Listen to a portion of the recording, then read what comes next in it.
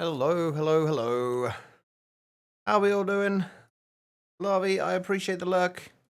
And the affiliate anniversary well wishes. I didn't even realize it was my affiliate anniversary until I started the stream up. So, Guitar Lilin as well. I see those credits are still staring. I don't think they're ever going to stop. They're rude. Right. Didn't do a great deal since last time. I think I AFK'd a little while. We should have... we were trying to get neon cuckoo bees was one of the things we were doing. And I think I got at least one, but I can't remember if I ever picked it up. But there was definitely at least one neon cuckoo bee in one of these. I'm guessing I did pick it up, but I have no idea where I put it. We had one though. There was definitely one there. I have no idea where it is now. That's actually a little concerning. Oh, there it is. There we go. Yeah, we got one neon cuckoo bee in there. We need another one so we can breed them, but we have it. I did try switching out because I really like the look of the pillars. I don't know what it is, that little kind of band at the side of the basalt. I really liked in the pillars. I think it looked really looked pretty good. But the one thing I'm struggling with at the minute though, it blends in way too much with the floor. So I need to find a way of figuring that out. I've got some ideas. I just haven't got around to doing anything yet. Unfortunately, it'll probably make the outside of this a little bit bigger. But we'll see. We should be able to get it so it kind of separates itself from the floor a little bit more.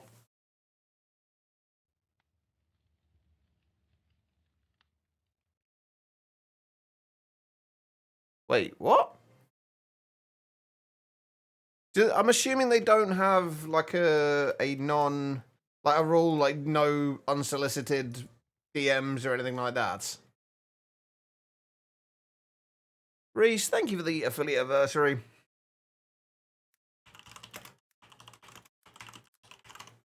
Thank you. Right, okay, yeah, so I didn't get anything else. Oh, wait, no, I did. I forgot. I went through and I upgraded all of these.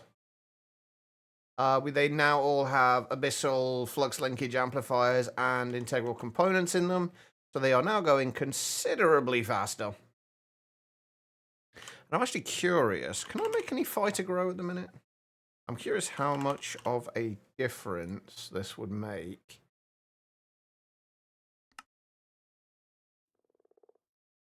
Let's try it in here.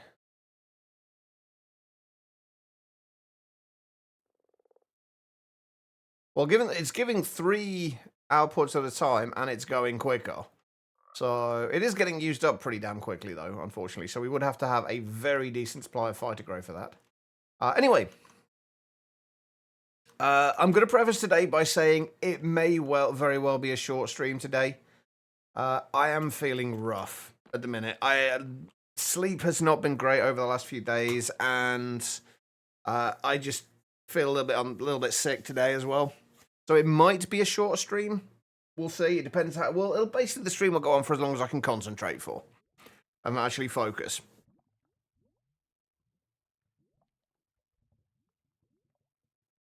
Yeah, exactly, Guitar. I can understand that as well. The only thing I can say is like if they don't have any server rules against somebody doing that, which I feel like most servers probably will have or should have. Then if they're not technically breaking any rules, then I can see the server owner's perspective, because I would do the same in mine, and I have in the past. If people have posted like art stuff and things that are quite likely to be scams, but they're posting them in like self-promotion and art channels and not DMing people, they're not breaking any rules. So I would need some reason to get rid of them.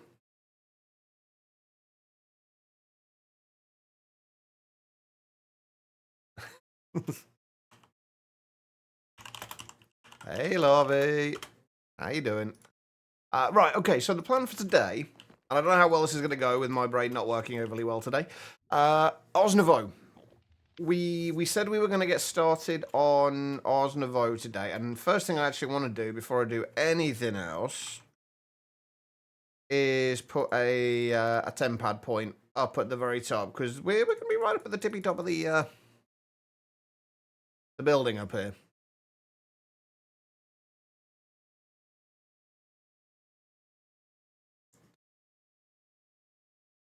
Oh yeah, how do we even get up there again? there's a pathway or a stairway somewhere. I think it's up here, isn't it? Yeah, here we go.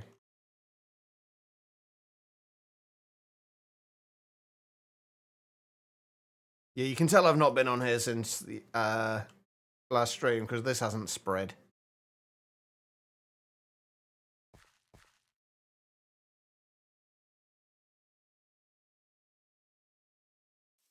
And no performing illegal activities.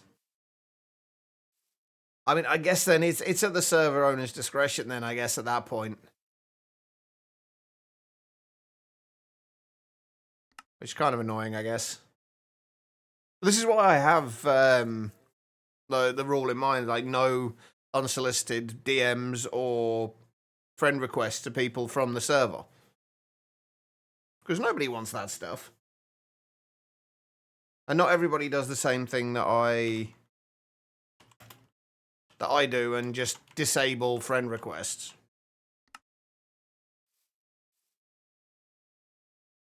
There we go. Right, we have a magic area thing now.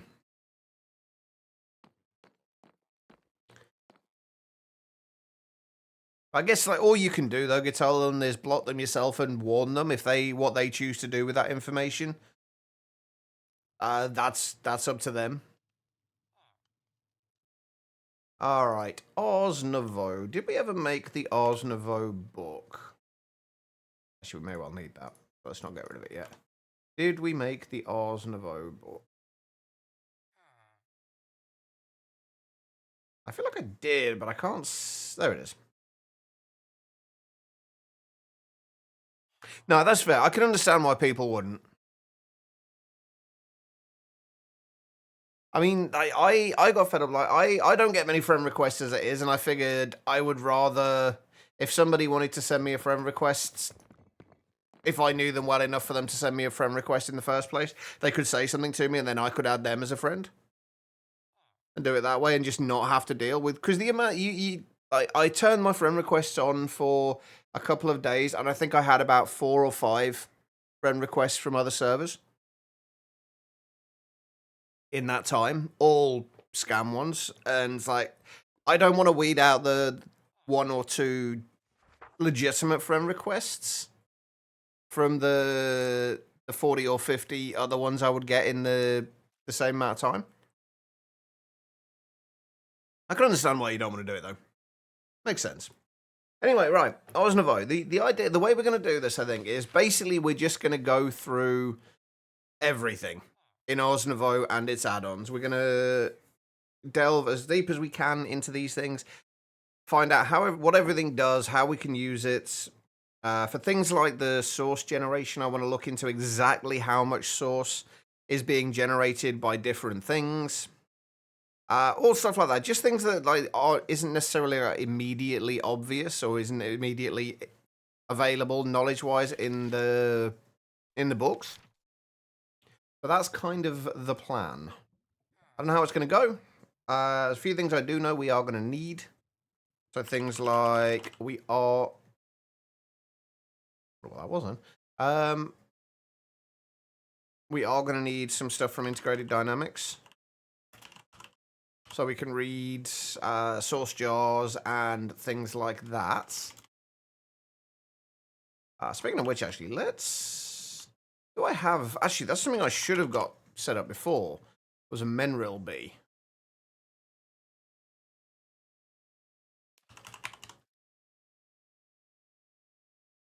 Oh, it's crystalline and neon cuckoo, which I couldn't have done that before anyway. But we'll get Menril resin and crystallized Menril chunks from that. So let's see if we can do that. We do have our neon cuckoo bee here.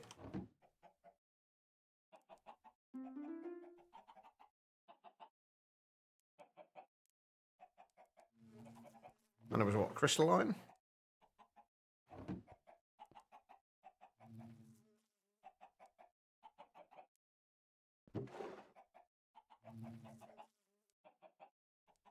Oh, I did make an energized steel bee as well. I don't think I mentioned that at the start either. I kind of completely forgot to. There's a couple of things I did like directly after the last stream. We did, and I completely forgot to add them to my the book that I normally, or the clipboard that I normally have.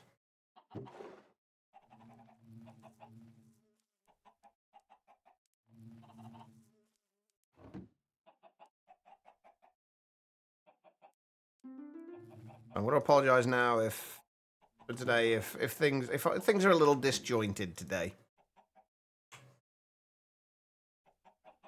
What did I need? Treats.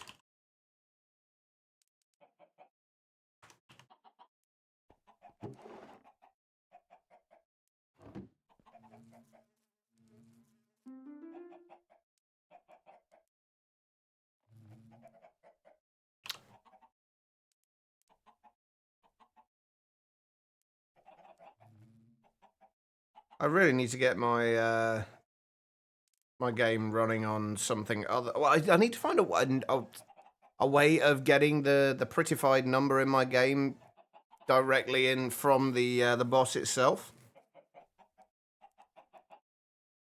rather than relying on at the minute a PHP script, which is not the ideal way to do it. I just realized something. My neon cuckoo bee is not perfected.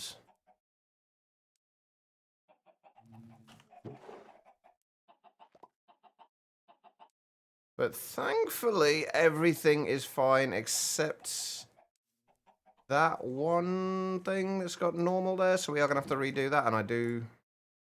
Everything else is... Oh, those two are... Ah, we're going to have to redo them. God damn it. Whoops. I know I forgot something.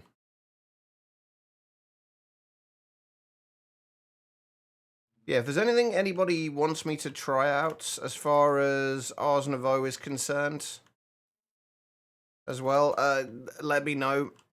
Although if I'm in the middle of already trying something else out, try and keep things to stuff to do with what we're currently working on. That makes sense? Right, so we need 3 more of these guys then. So they are all... Oh, no, 4 more. God damn it.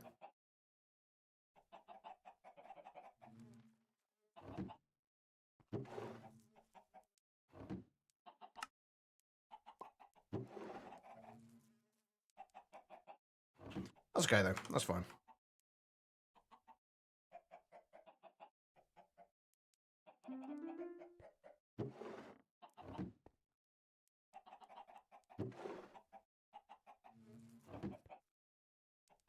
I think the rest are fine. Yeah.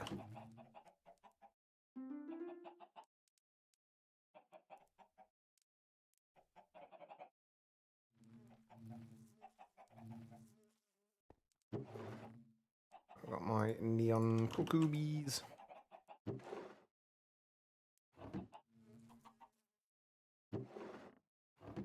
Alright, and I'm assuming these probably need a block of mineral.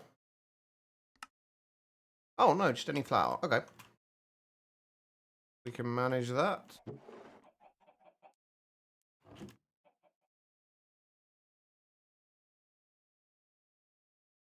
How was everybody's weekend, anyway? What did everybody get up to?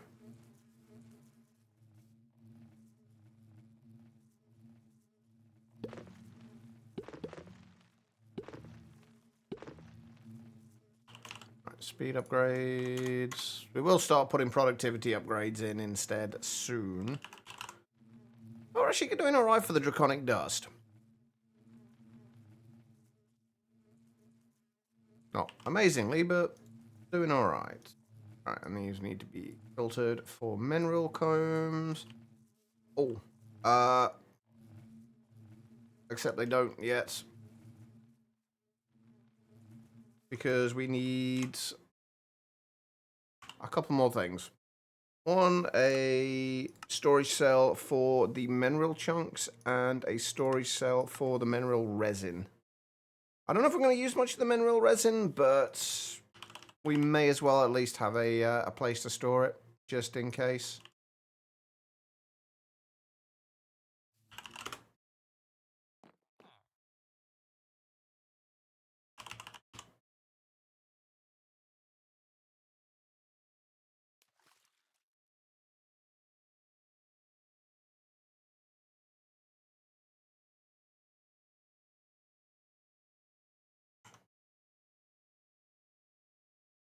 Right, so mineral resin.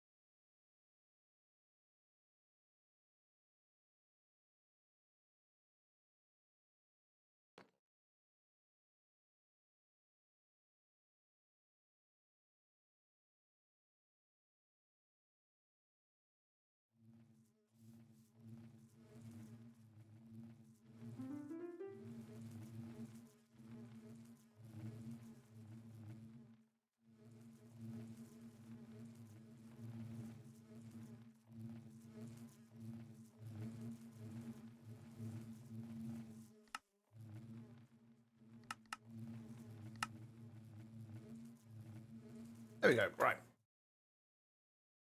Mineral, and let's do some recipes for mostly the block readers that we're going to need. Oh, actually, that's another thing we could do with. We are going to need more mineral berries.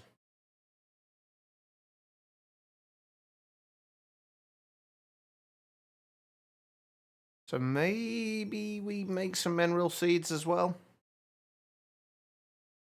Okay, thank you for the affiliate anniversary well wishes. Appreciate them.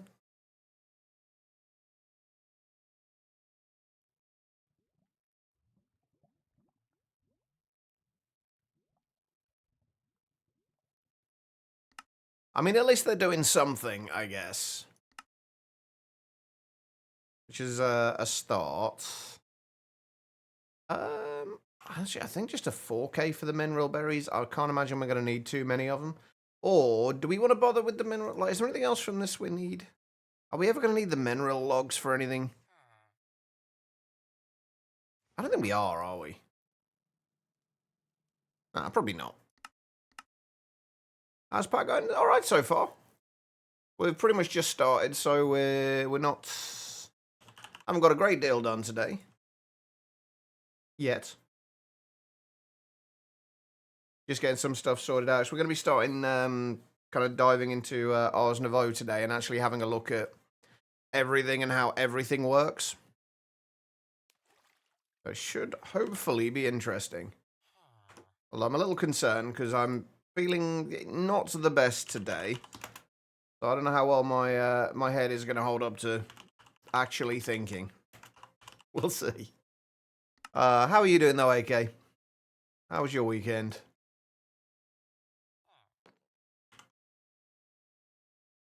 Alright, and we need... what do we need for the mineral berries? Prudentium.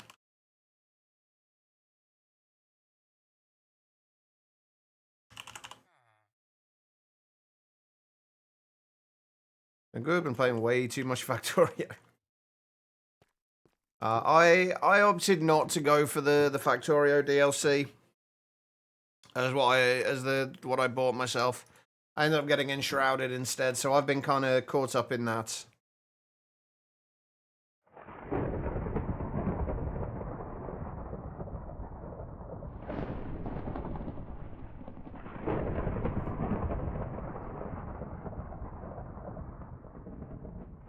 Yeah, I guess that kind of makes sense. That is a lot of lightning.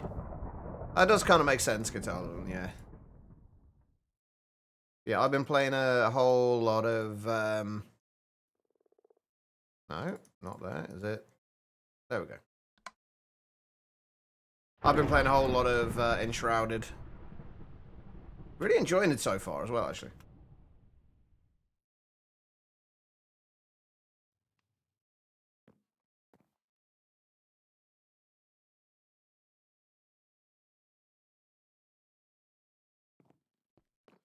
Okay. We've got mineral berries coming in. Let's start getting a few things set up. Like logic cables. Oh, we don't need a crafting writer. We probably do want variable stores. We are going to need that as well.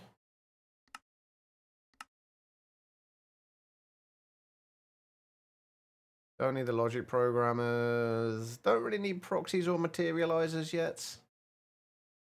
Delayer, if they have it, we might need.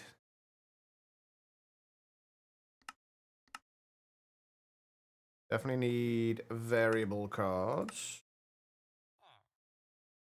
Definitely going to need these. Both the input and output variable transformers. I'm really enjoying it. Apparently there was a big update to it recently as well, which I didn't even know about till after I got it. I am thoroughly enjoying it so far. I'm not very far into it yet, but I am very much enjoying it. We're probably going to need inventory writers at some point, or inventory readers at some point, rather. I don't need to worry about those. We do want a display panel, however.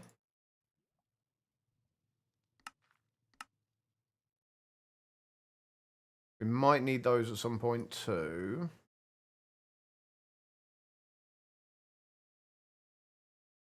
And then we're also probably going to need like item interfaces.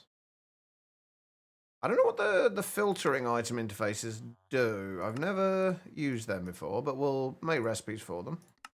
And then item importers, item exporters. I'm going to need a lot of things for integrated dynamics patterns, aren't I? I don't know if to split these over two or just leave them on one. In one molecular assembler. We'll not do those ones yet. We will need them eventually, but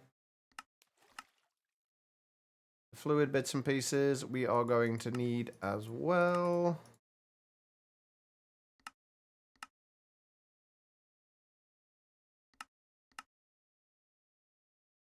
And that should be everything we need for now. Hey, Bobo. How you doing?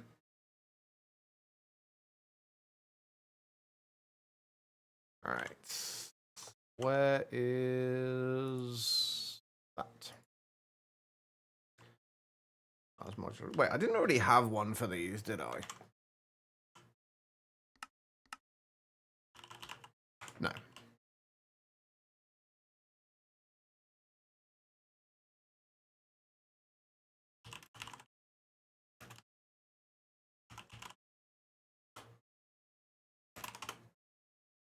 Stick them all in one for now. We're not going to be needing to do too many of those, so it shouldn't cause too many issues.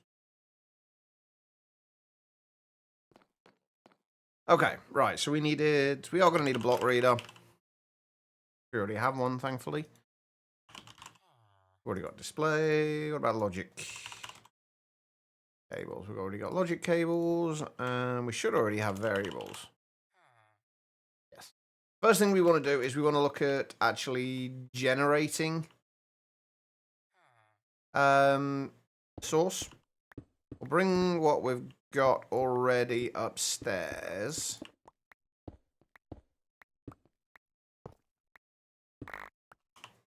Whoops. We've got a little bit of blazing archwood in there.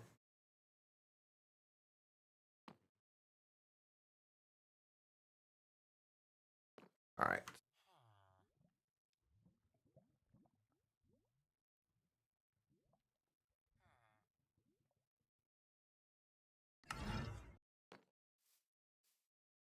Right, where do we want to... Let's start this just over in this corner here, I guess. All right. Actually, I have not thought through at all how I'm going to start this off, by the way. So this is going to be an interesting one.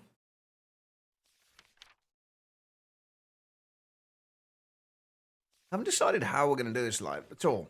Like, do we want to just go through everything that's in the book, or do we just want to look at things as we go through?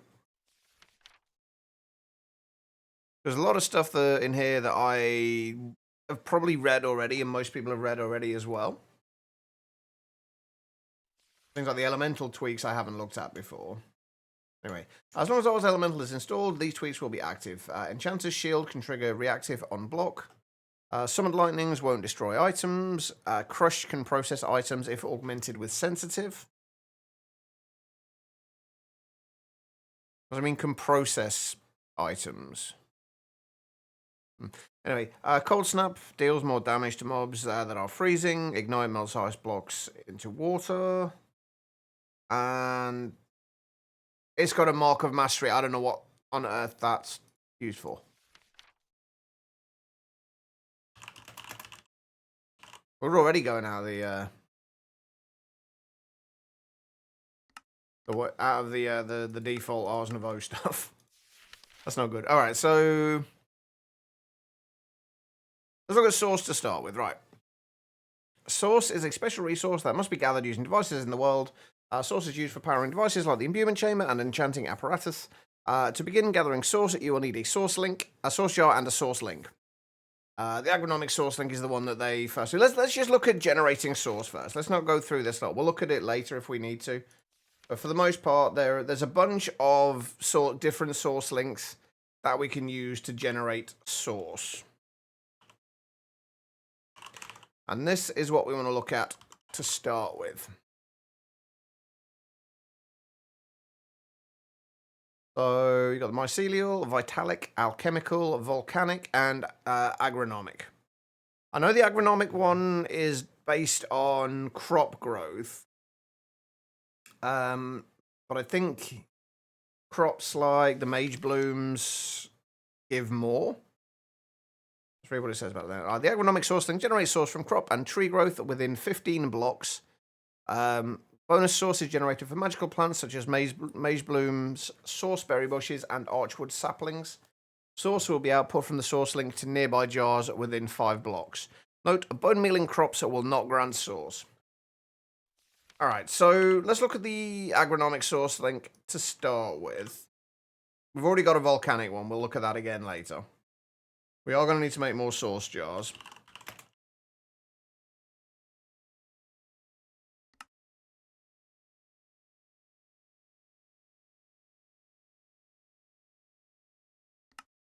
To be fair, I'm not surprised that it doesn't necessarily kind of click straight away. It's not obvious,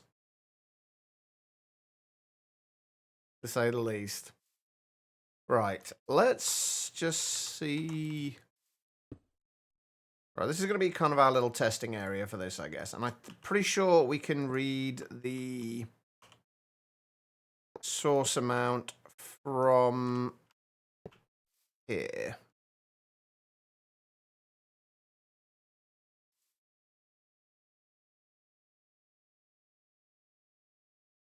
Yeah, there we go. Source and max source. So these can hold, each of the source jars can hold 10,000. Okay. Now, if we just get a variable store. So ignore the fact that there's a big hole in the floor there. And then, wait, was it capital S or lowercase? Lowercase, okay. We may as well read just the source. Like, there's nothing else in there that we need, right? It's just got the position, ID, max source, color. Can you color these? You can't dye them, can you? Source jars or store source gathered from nearby source links. Source is used in glyphs and rituals by powering devices like the imbuement chamber and enchanting apparatus. Source may be moved using a source relay or by breaking and moving it. Use source in a jar. Simply place the jar near your desired device. Source jars will provide a signal to redstone comparators based on their fill level. Okay, it doesn't say anything about dyeing them. I was confused by the color NBT tag on there. Anyway, right, we just want the source. So if we grab that, really do with my labeler.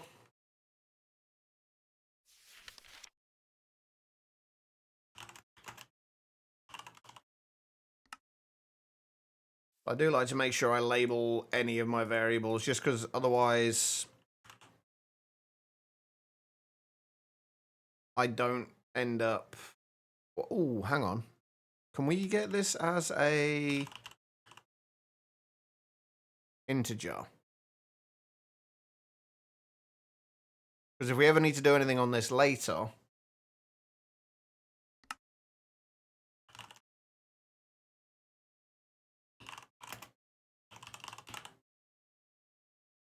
having it as an integer would be considerably more beneficial. There we go. Right, nothing. Right, so if we get rid of that, and then we grab one of the other source jars that's currently full, should say 10,000. Perfect. Right. Okay. Now we can read how much source we got in here. Thank you for the follow, by the way. Appreciate it. Right, so... first things first, we need the agronomic source link. It's thankfully nice and easy to make.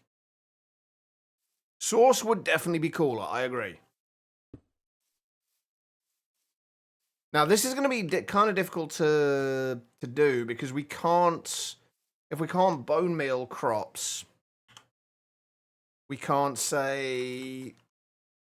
actually, hang on, there's something I'm going to need to do before I do anything else. Cover over the bottom of this so we've got a little bit of a floor underneath it. Yeah, we can't say... we can't kind of bone meal it to speed it up a little bit.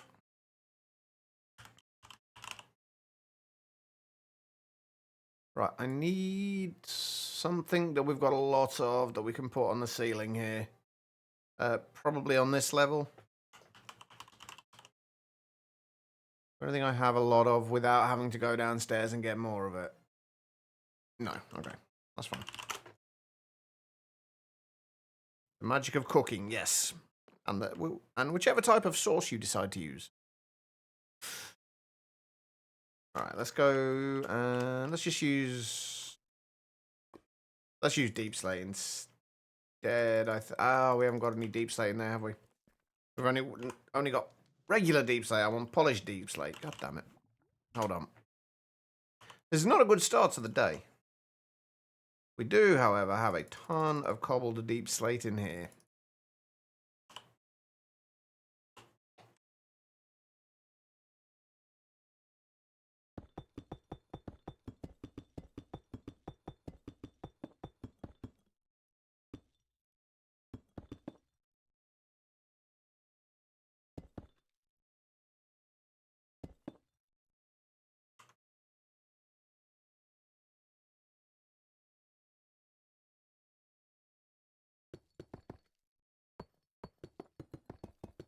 How you doing, by the way, Enth, as well? How was your weekend?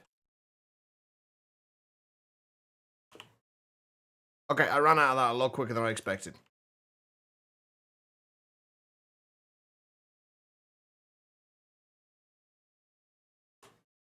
I don't even think I made it halfway with that lot. I don't think we're going to be able to do it with this either.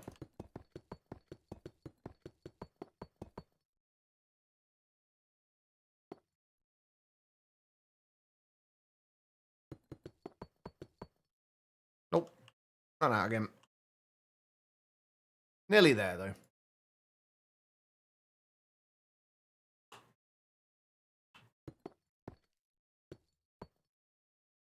There we go. We've at least got a bit of a ceiling on there now. Now I have to find out how we get back up again. If I could not fly face first into things, that would probably help.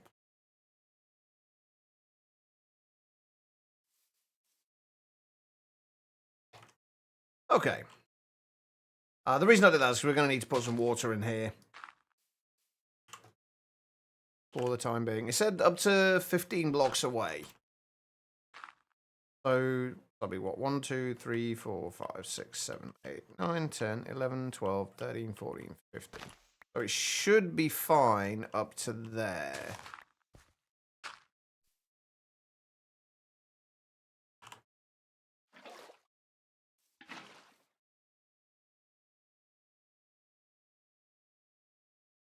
Hey, Gurky, how you doing? Right, what do I need? Do I have a hoe anywhere? I do. I should probably make an unbreakable one to keep with me, actually. Right, let's see. Do different types of seeds give different amount? Obviously, the magic ones, so like mage blooms and stuff, will give more, but I'm kind of curious how much that will give. Like something just like wheat seeds will give each time. I'm assuming it's not going to grow quickly enough to give more than one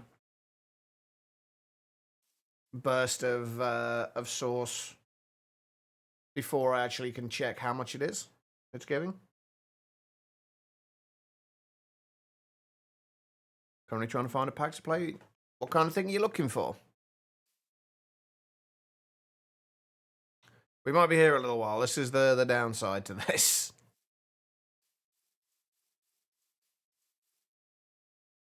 As we can't bone meal it. I wonder if lily pads of fertility. Because that's not technically bone mealing.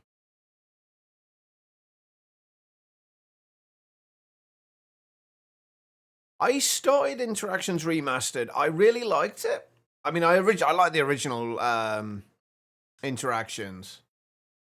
But there was a few things that I kind of got sidetracked with other things. I do mean to go back to it, but there's a few things that bugged me about it. Only very minor things. They got rid of they got rid of the exploit for I say exploit. They got rid of the andesite's EMC kind of exploit. This is gonna take forever, isn't it? Basically, you can't use one cobblestone and one diorite to make 2 andesite and gain like I think it's like 31 EMC from it. You can't do that anymore, which is a little bit annoying. And they've changed with the changes to GregTech, it's also made it so things like slabs you can't make without a tool now, which was a little bit annoying. But all in all, the changes so far seem to have been really that I've seen of it seem to be really good. Like the addition of roots is great. Are you just not gonna grow?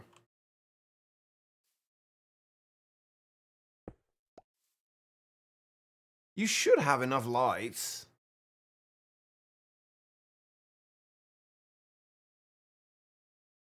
Yeah.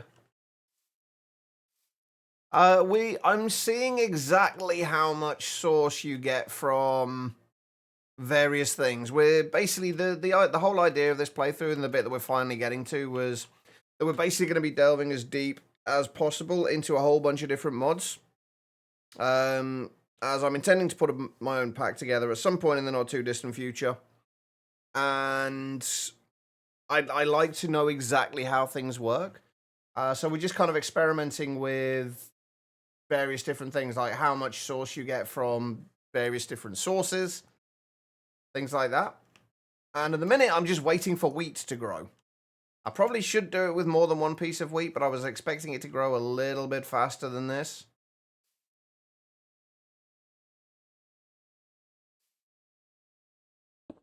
Ah, okay, so the lily pad of fertility does make a difference. Okay, so each growth stage looks like it gives you 20, or at least the first growth stage gave 20. And 20 again. So yeah, I'm assuming every stage of growth with just regular wheat seeds will give 20. And it also looks like lily pads of fertility do count. Like it doesn't stop it from giving sauce. Although I could do with a few more around here, honestly.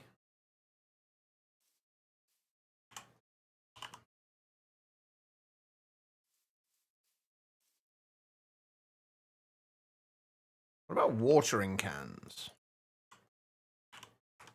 This is the other thing I wanted to check. It's like what actually classes as bone mealing.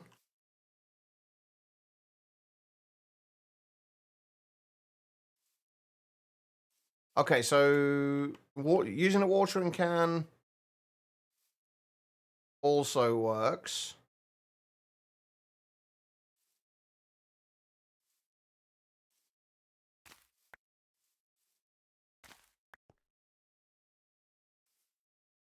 Wait a minute, did that? No, okay. So it just looks like 20 source per growth tick of wheat. I'm assuming anything else works the same. Also, I'm going to go and move it closer just so I don't have to keep flying backwards and forwards. I'm also going to grab some stairs. Also, a lot of what I'm doing is going to seem very, very pointless to most people. And for the most part, it will be as well. But it's going to be fun finding out exactly what works and what doesn't. Alright. I need more water. Because this is not going to combine, is it? Because I need blocks underneath it.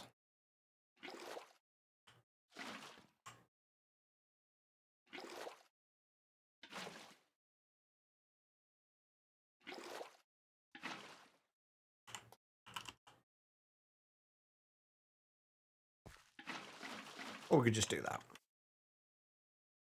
That works too. Okay, so I'll put the hoe away as well. Oh, wait a minute. Huh. Wonder what adds that? If you right click, is that just with, because that just planted the seeds when I tilled the soil. Is that just because they were next to the hoe, or? Yeah, it looks to be. That worked. Oh, come on. I just wanted to place it there. Yeah, it looks like if you've got seed, I don't know what adds that actually, with the seeds next to it. Right, let's just make sure everything else does the exact same thing. Let's also see if we can make some more lily pads of fertility. In case we need them.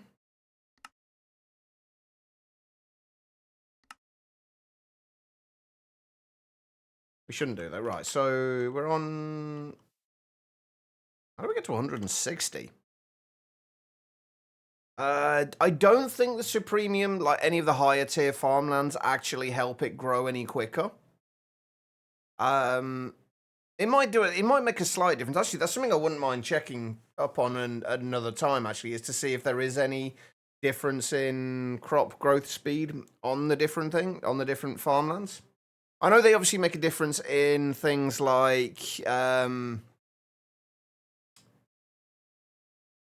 pots. I don't know if they do in the world. Like the only thing I know they do for certain is they give more output from inferium seeds.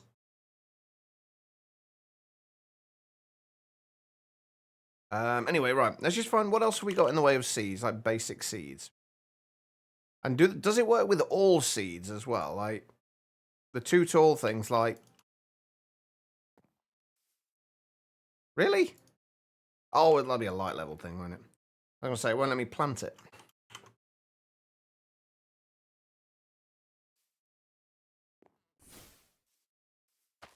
There we go.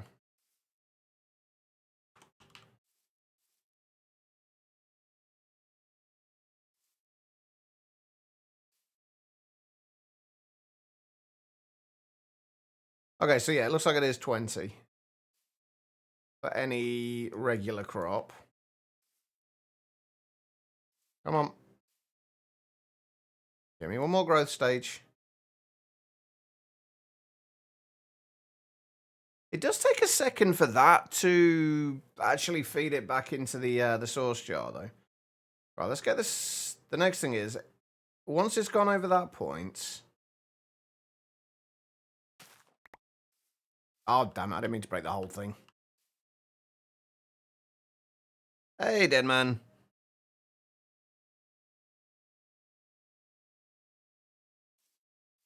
Come on. Bro, I want to break the top and see if it will...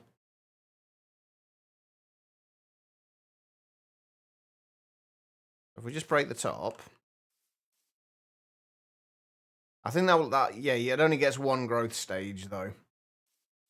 Yeah, it looks like so. 20 source per growth spurt stage, whatever you want to call it. Right, do I have source berries? I haven't got any mage bloom seeds yet. We're going to have to try those soon. We're at 380 now. I kind of wish there was a way to just void the source that was in there.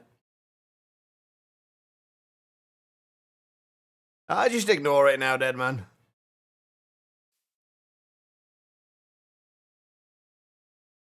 Come on. Grow, damn you.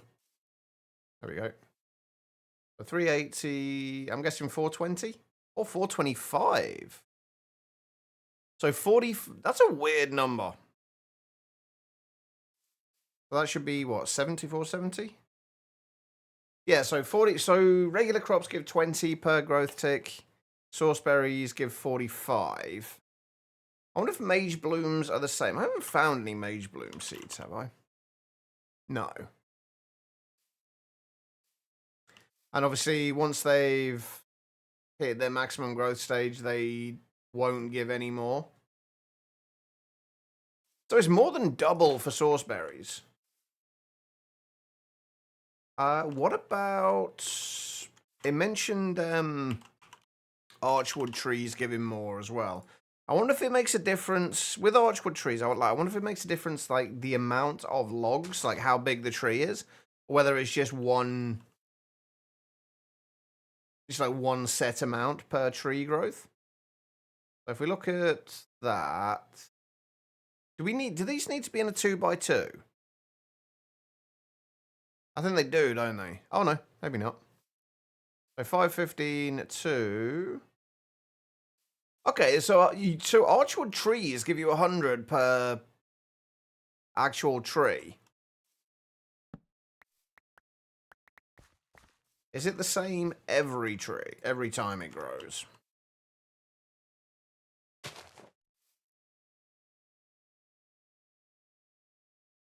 I actually need to get, hang on, let me... I want to keep track of all this stuff. Not just kind of like look at it and then forget it next time. Come on. Bro. I can't twerk you, so... Just... Bro, damn it. So this is probably, like, if it takes this long, I guess unless you're bone mealing the trees.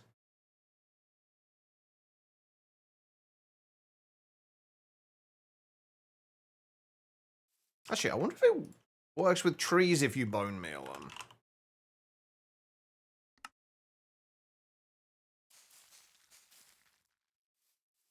Okay, so trees work if you bone meal them, but they are a flat, like 100 source per tree growth.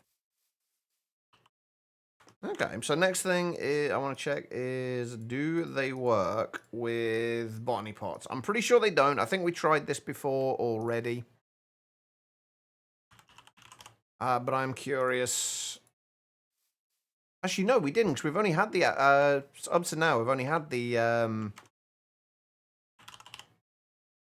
volcanic source link.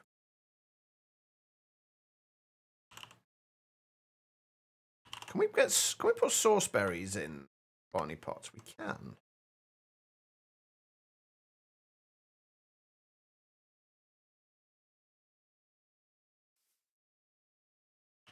I'm pretty sure these don't,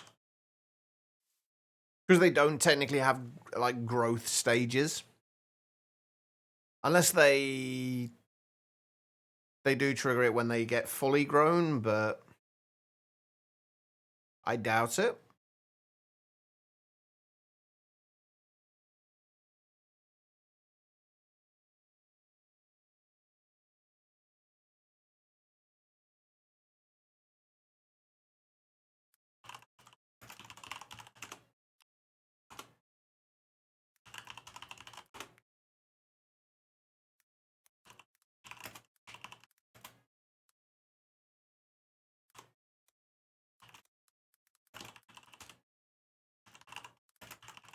So I'm trying to keep a Google Sheets thing just temporarily at the moment to keep track of what we actually get from everything.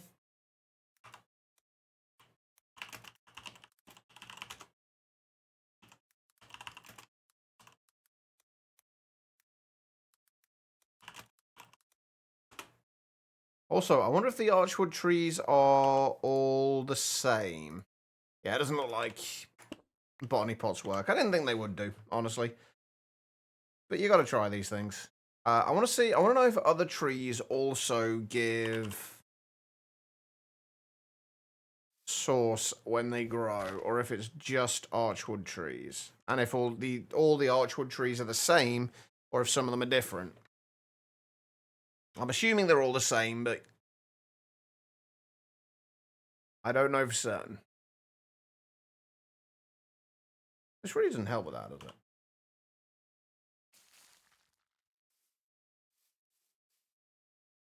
Okay, so they give 50. So regular trees give 50. And archwood trees seem to give 100, so half the amount.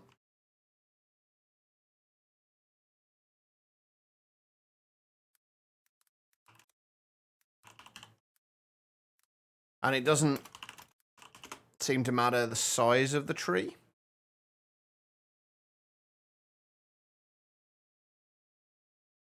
Right, let's just try... I should have all the other archwood saplings. Let's just try, like, a flashing archwood tree, see if this makes a difference.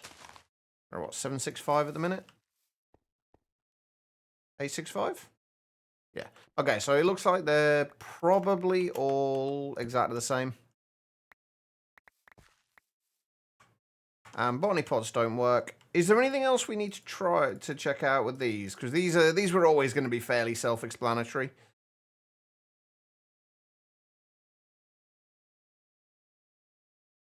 But it seems like the agronomic source links. I'm assuming it makes a difference. Like if there's lots of them around, you're going to get a lot more out of them.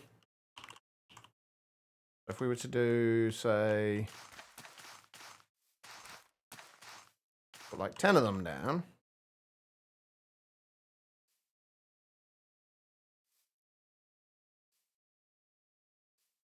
They're still going to take forever to grow.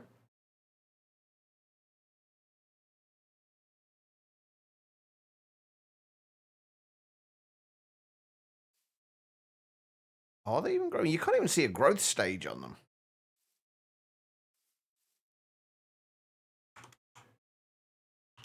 And just to be 100% certain, they are growing.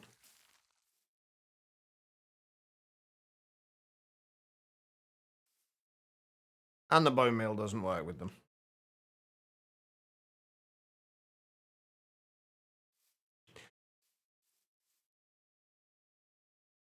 Yeah, it looks like the watering can doesn't actually make a difference with the source berries. I mean, we're getting the particles on these from the lily pads of fertility, which actually this is also a good indicator of how far the lily pads of fertility will work. Since these ones are getting the particles and those ones aren't, so it's 4 blocks, but kind of knew that anyway. But these, why are these not growing? They don't need to be, I know they don't need to be on farmland.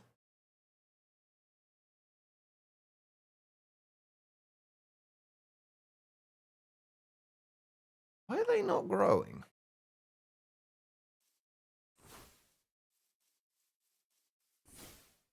Oh, there we go. Was it just a light level thing? Oh, it must have been.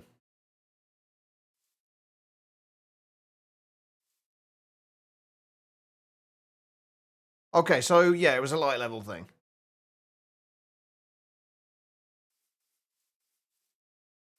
It's a decent way to get a decent amount of source.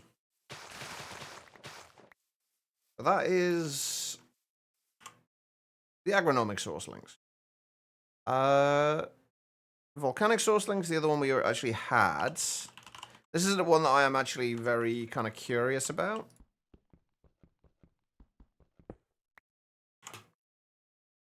What do I need? I wanted to get a barrel, didn't I? Put random stuff in here. Ziddick, welcome. Welcome, Ziddikians. How are we doing?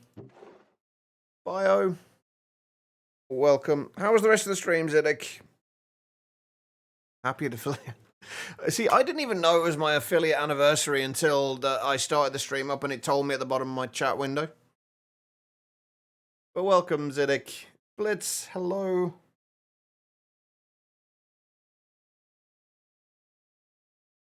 Heated the chairs for the Ziddikians again. You play him as a certain Ziddikian. Is that Ziddikian Ziddick, by any chance? For those who were here already and were not already following Ziddick, you know the drill by now. Go fix that. Go follow Ziddick. Do it now. It was also inserted in your chat box, so I mean that's the only reason I knew it was there, because it was also inserted in my own chat box. So happy surprise affiliate anniversary. Thank you, Bio. We're playing around with Oz Nouveau at the moment, figuring out exactly how much source various things generate. We've got no real reason to have to know this, but I'm just curious. So we've got a very simple integrated dynamics setup, reading the amount of source in a jar, and then we're just seeing how much various things generate.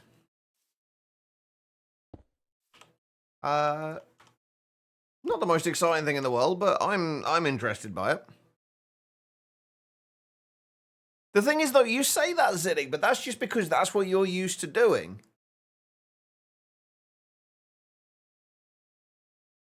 This is the thing. I'm used to just setting up a sourceberry farm that's essentially managed by what are they even called now? Starbunkles? Yeah, but do you know? This is the thing, though. Do you know how much each thing actually generates? Because these are the kind of things that I'm interested in finding out. That's what we're doing at the moment. Like, I want to know exactly how much different things generate. So far, we've figured out the regular crops per growth stage give 20 source. Source berries give 45 source per crop per growth stage. Regular trees give 50 source for each tree that grows. And archwood trees give 100 source per tree that grows. So not great, honestly. But they're not terrible either. But we've only done the agronomic source link so far. We're just looking at the volcanic one now, which is actually has some interesting features to it. Hang on, let me get rid of all this stuff in here, because we don't need this here now. There's a few other things we could do with checking out with the agronomic sourcing, see like exactly what other things will actually speed up crop growth and not cause problems. So obviously we can't bone meal crops to do it, but we can. There are other things we can do. Right, okay, so one of the things that the volcanic source link does is it will also generate lava from stone underneath it. So I want to kind of clear out a bit of an area around here and put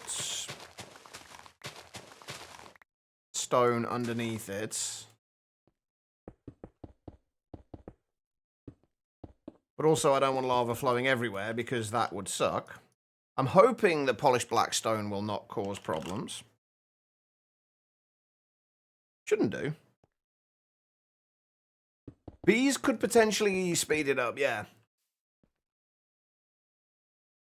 Although bees have never been that great as far as kind of speeding up crop growth goes. And you have to make sure they fly in the right places and stuff like that. And it's kind of a pain to get them working properly. Right, anyway. What are we at the minute? 2060 source. So, basically, volcanic source links, I believe, will generate it based on, I think it's any burnable fuel. You can put it, I'm not sure if you can, Yeah, you can throw it at it, but you can also put it on a pedestal. So yeah, that gave 25. So one oak log gave 25. Does it give anything different if put on a pedestal compared to put in the world? I don't think it will, but...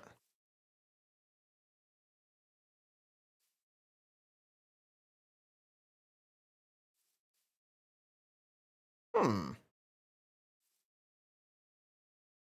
Interesting. Why are you not taking that? Do you need to be directly next to it? I didn't think you did. Although apparently you do. Okay, right, so 2,210 at the moment. Could be 35, I'm guessing. Yeah. Yeah, it looks like it might have to be in the 3x3. Let's try there. But right, 22... You know what, I'm just going to do this slightly differently. I'll just put an empty sauce jar there instead.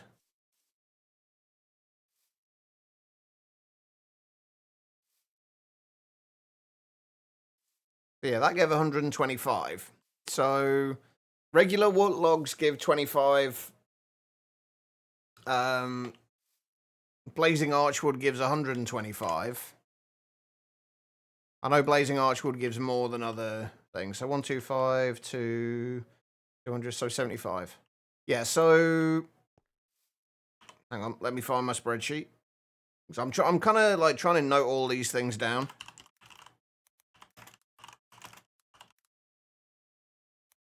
So, what was it?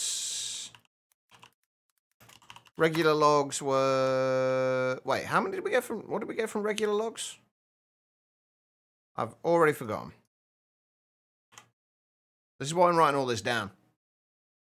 Hey, Kaz. Appreciate the affiliate anniversary well wishes. Let's try it with spruce. I don't have any spruce either. What about dark oak? We should have dark oak. We've got dark oak. Perfect. Right, so... This is what, 35 was it, or 25? 25. The regular logs give 25.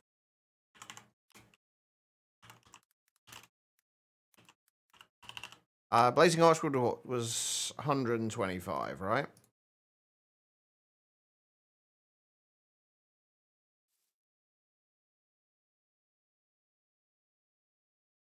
A 225, so that should be 150, 350 rather. And I think it was 75 for other Archwood logs.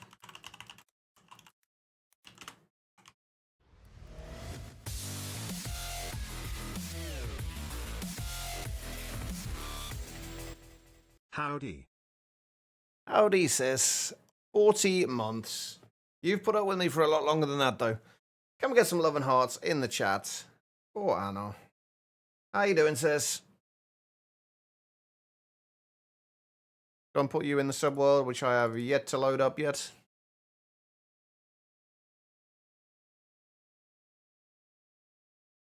And would you like a chance cube as well? Good me. I'm feeling a little under the weather today. I'm not feeling great. Where are you? I could have sworn you were somewhere quite... There you are. I thought you were further down on that wall. There we go. Thank you, sis. I'm assuming that was a yes to the chance cube. All right. We will get back to this in a second. For now, we've got to go and get naked.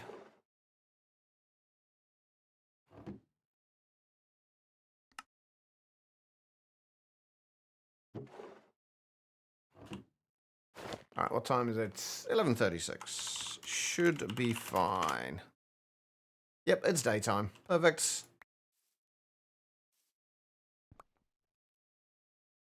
Why was that saying about modular items in my inventory? Hang on. Let me just put a breakpoint in there. Ah, that was weird. I don't know why it was telling me about modular put things in my inventory. All I did was press shift. Anyway, right. Let's see if we can survive. We've survived most of them recently, actually. We get a big firework. See, it's celebrating my affiliate anniversary with fireworks. But no death, I'm afraid. Sarge, how are you doing?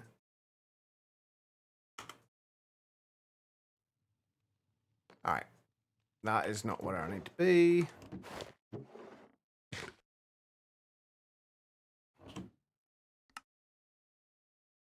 There's always the bit that takes the most time, is getting everything back where it's supposed to go.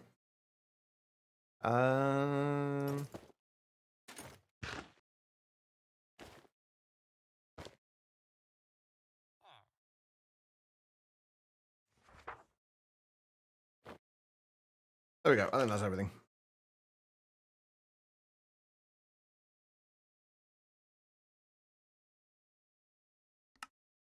Except for that. Okay. Oh. Let's use that.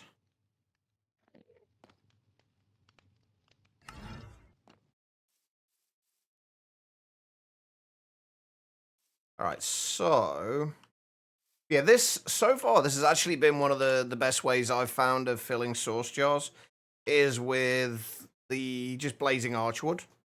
Can we do it? Does coal work? Like, is there any burnable fuels? So 350 to, come on, you can do it. Oh shit, to 483. That's what? 133? Hey, Sauce, how you doing? So one piece of coal is 133 sauce. That's actually pretty fucking good. So it looks like any burnable fuel. I wonder if it's based on, like, burn time. I keep losing my spreadsheet here.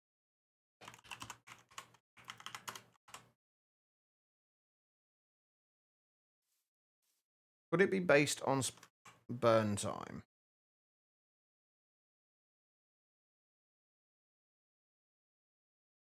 So much stuff I need to get rid of out of my inventory.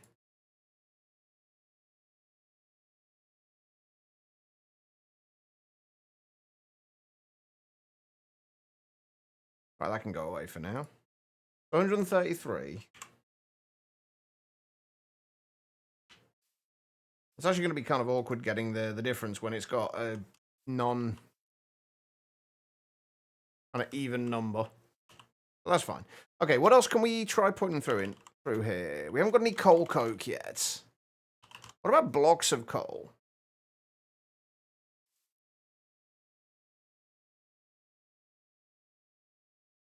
So 483 block of coal gives 1,000. Wait. No, that gave a lot more than 1,000, didn't it? Oh, it gave two. It had to do it in 2 bursts there. Okay, that's actually told us something else as well. Each burst from one of these can only transfer 1,000 sauce at a time. Okay, so let's work out how much we got here. So 1816 a minute. So 2816 and 3149. So 1,333. So 10 times as much. So I think it is based on burn time then. Because blocks of coal have a burn time of, they smell 80 items, which is 10 times as much as regular coal, which smells 8 items. So if you've got a decent amount of coal, like if you've got, say, coal seeds or anything like that in whatever pack you're doing, coal is an amazing way of getting source. I really want to try coal coke, but I haven't got any at the moment. We've not started doing immersive engineering. What else? What about tiny coal? So 3149 to 3165. That's what, 16? Yeah. So tiny coal is 16.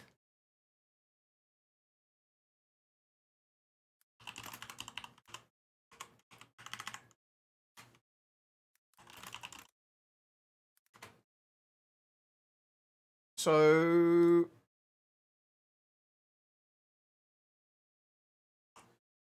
if tiny coal smelts one item takes 20 ticks to burn in a regular furnace.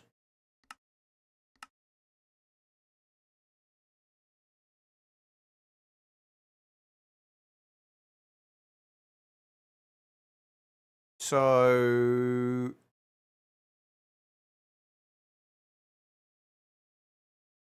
hold on, so let me see. I'm just gonna try and see if there's like a calculation for figuring out how much source everything gives. But 80 items times 20 is 1,600. So 1,600 ticks, but you get 1,333 source from it.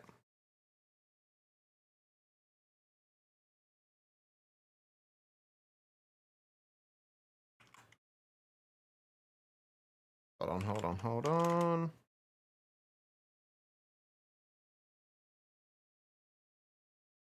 So it's not 16 source per... I was thinking it might be like 16 source per item smelted, or kind of ticks to smell an item. So like one item would be 20 ticks. But that doesn't work out, because 16 times 80 is only 1,280.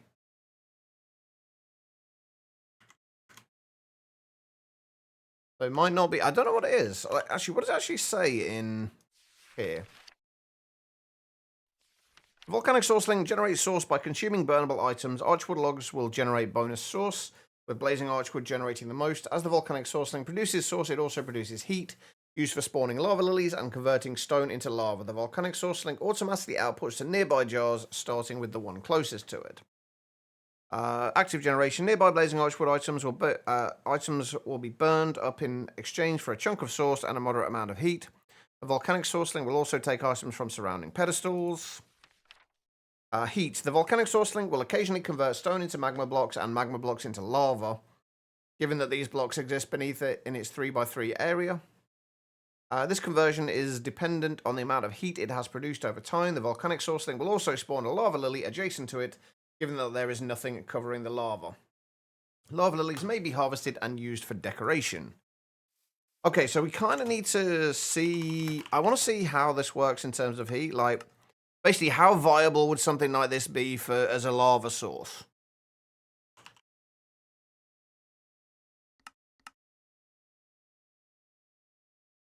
So if we set up a quick...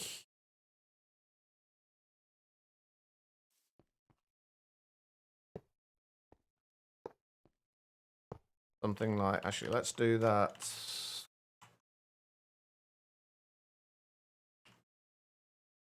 No, I don't... I don't want to save offset positions at the moment. Do I still have variables on me? I do not. Okay.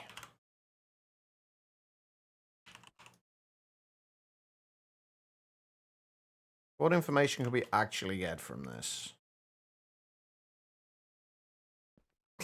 Well, that's helpful. There we go. Okay, so I'm assuming... So progress, I'm assuming, is progress toward, like, heat progress. That's the only thing I can assume. And they can hold a maximum of 5,000 source, which actually might be useful to know. Okay, let's grab just... We have not got a huge... Well, actually, we've got plenty of coal, honestly, but... So that's gone up to 60.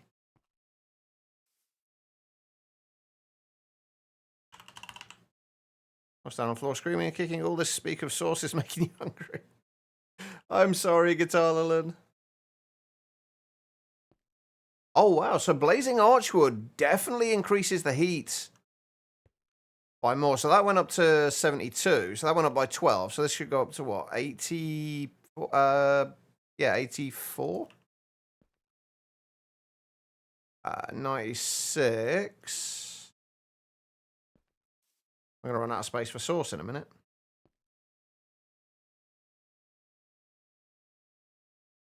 If we do 2 more of these...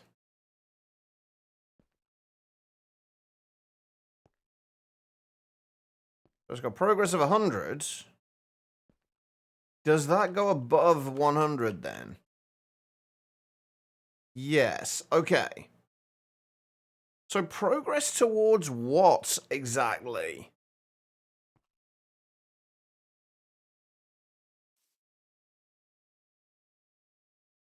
I don't think so. We can try it. We haven't got actual immersive uranium, but it's only burnable items. So it's only basically things that will burn, and I don't believe...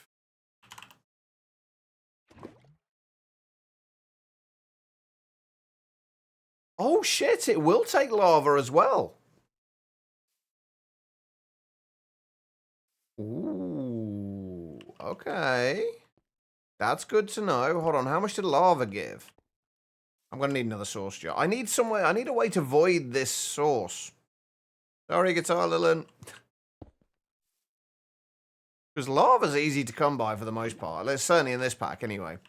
Right, so let's see how much we get from 1,666.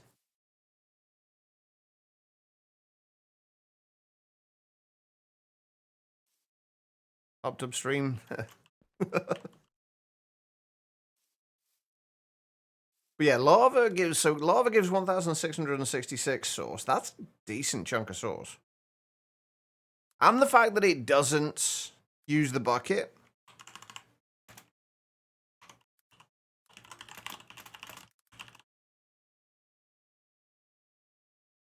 Hey, Becky. How you doing? Right, I want to see when it's... Oh, there we go. Hang on. So wait, was that 200, I think? I think that was 200 that it switched over.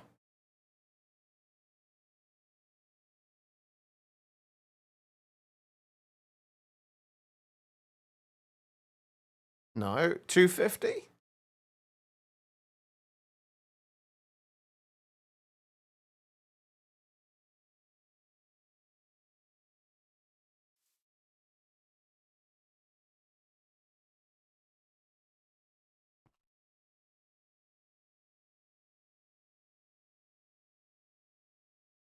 Okay, that's another good thing as well. It doesn't just burn up items if it hasn't got anywhere for the sauce to go. For making brownies in a bit. Yay! Brownies. You do seem to have a bit of a thing for brownies at the moment. I think it might have been 300 that it switched over at then. Oh, no. That should be 94. 97, 98, 3. Wait.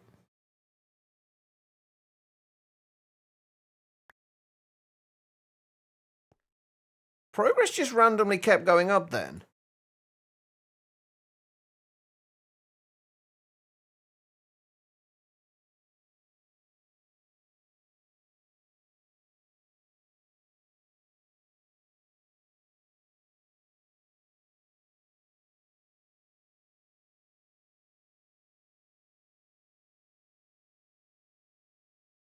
Interesting. It's not got anywhere for the source to go. But the progress bar is still going up, as though it's generating heat. I'm still just making the assumption that that's the heat progress bar. Your fault for making them taste so damn good.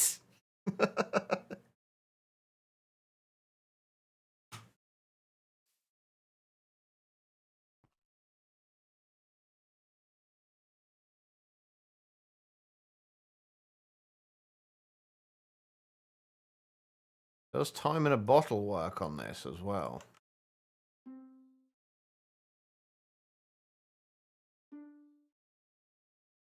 Doesn't seem to work on there, but maybe on there? Okay, progress just keeps going up.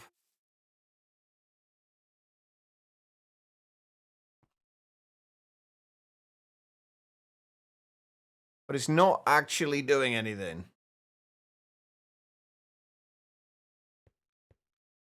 Or maybe it just needs a different amount of heat. I mean, what else could that be if not the heat? But the progress definitely didn't go that high before, did it? I think it is speeding up, by the way. Yeah, it is speeding up when we do that, because it's rather than going up by 2, it's going up by 4.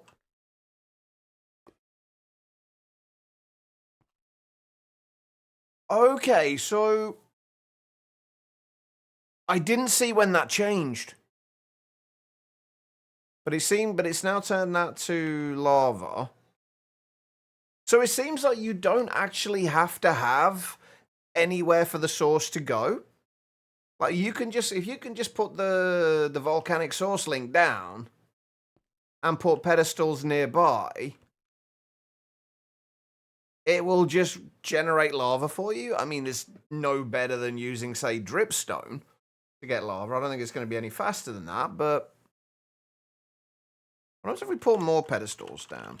Can we make more pedestals?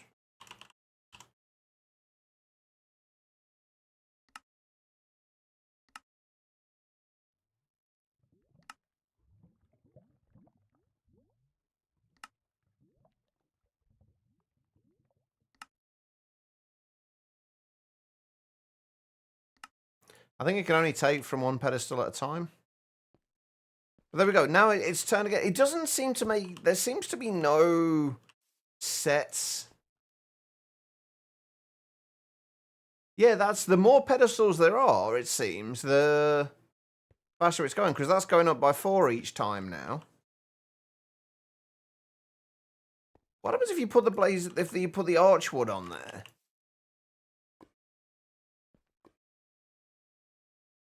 Well, that will... And we need to get that to a point where it can't do anything more with the... There we go.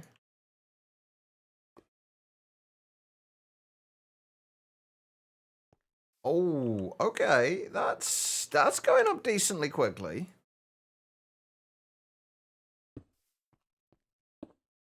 I don't know if this is actually making a difference to anything or not, though.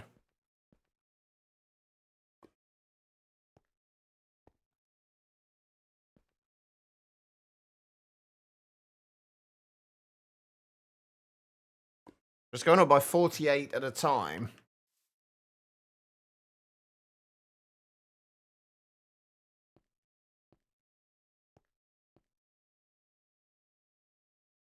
Or I wonder if is it going up faster because there's more lava below it, I wonder.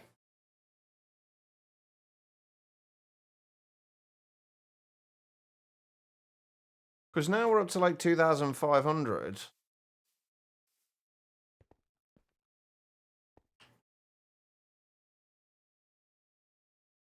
And it's not really doing anything anymore. But if we replace that by stone again, with stone again...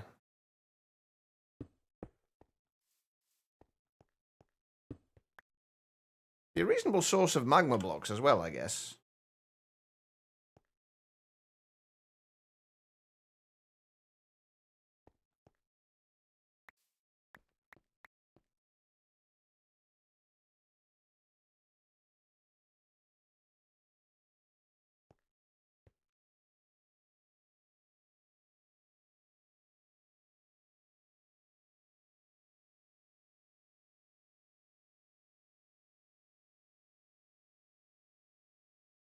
Oh, wait a minute. Does it just...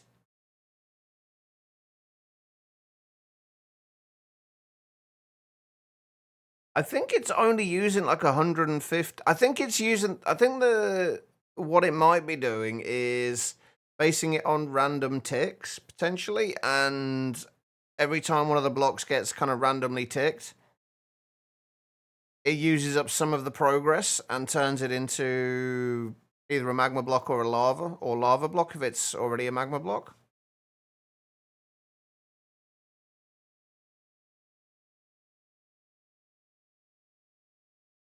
I don't think it's going to be a viable source of getting lava at any point, though.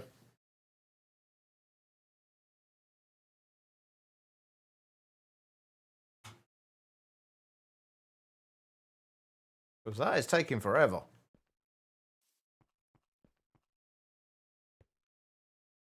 Yeah, it's went from 4108 down to 3908. That was what? 200? Yeah. So 200 usually seems to use 200 progress to turn it into lava, 150 to turn it into magma. The next one that gets turned to magma, it should go down to, what, 3748? 3758, rather? Sorry, there's going to be a lot of waiting around with this, by the way, to see some, like, while I try and figure out how stuff works. Because it's this lava mechanic bit is the bit, and like the heat mechanic that kind of is interesting me at the moment. I do like the fact, though, that you can have these running and generating heat and potentially lava without actually having to burn anything. Like, so long as you fill this up with source first. Come on, do something. Can it be sped up?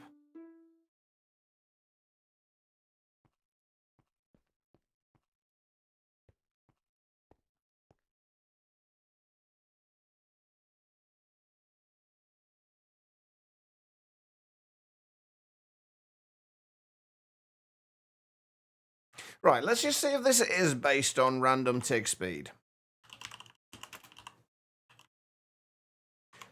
What? Oh, jeez. Why can I never remember the name of this? Random tick speed. It's normally 3, right?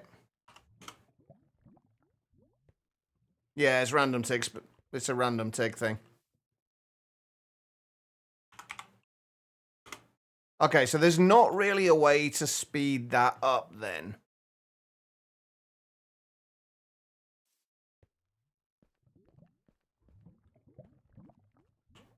Unless there's a way to speed up random ticks. Which, actually, I wonder if the lily pad of fertility would work with it. I don't know if the lily pad only does crop growth or not.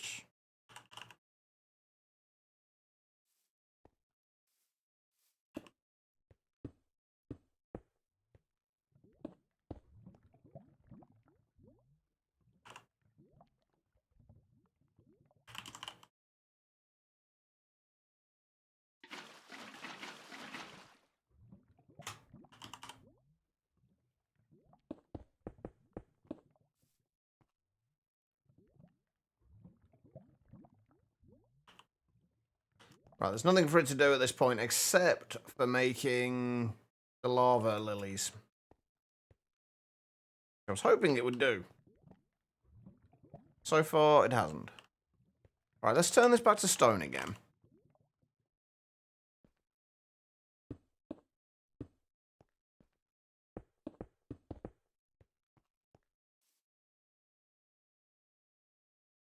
But no, unsurprisingly, that doesn't speed it up.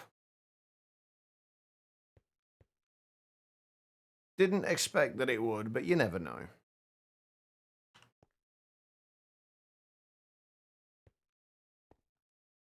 What about... Again, highly unlikely to speed it up, but you never know. Nope. Okay. Hey, Code, how you doing, man?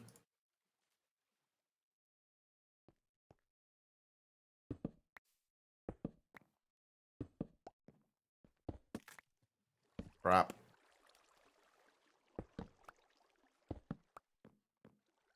Well, now there's water everywhere. Beautiful.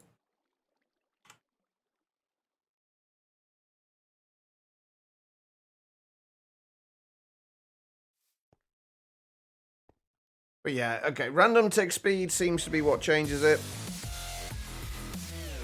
Code 72 months. Char 3 hype 2 Char 3 hype 2 Chacky hugs Chacky hugs. That what? 6 years? God damn, Code. That's a long time. Can we get some love and hearts in the chats? How are you doing, Code? And would you like a chance cube? We have you. I always forget this. We always have you as the zombie, don't we? There we go. I don't know why I always forget that, but I always forget that.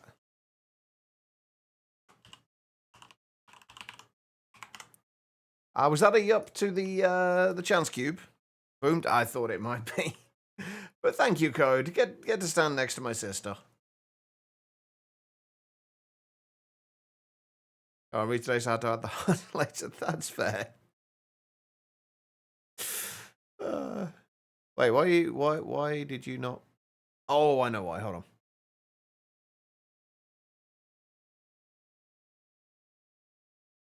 Okay, that's better. Right. Let's go and get naked. Again.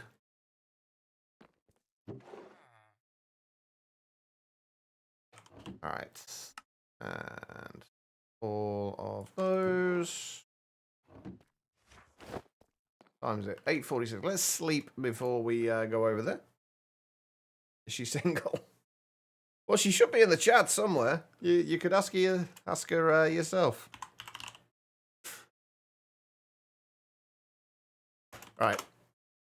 Chance cube time. We've survived one today. Can we survive another? The last one was actually quite fitting. The last one was just a firework. Kind of good for a celebration, I guess. All right.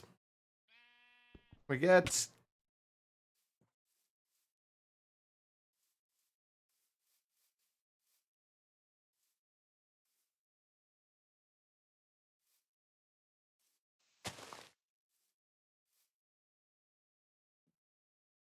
What the hell do I do with this?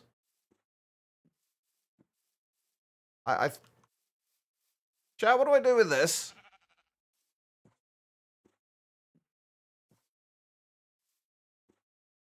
Wait, there was...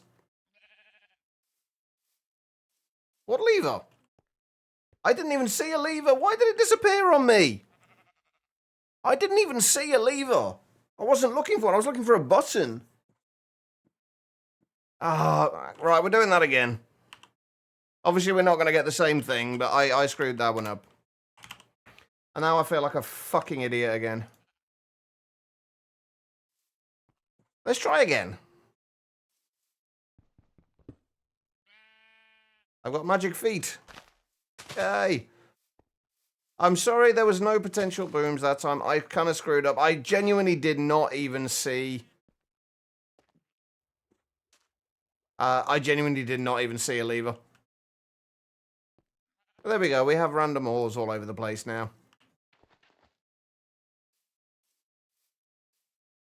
Hang on. Bear with me a second here.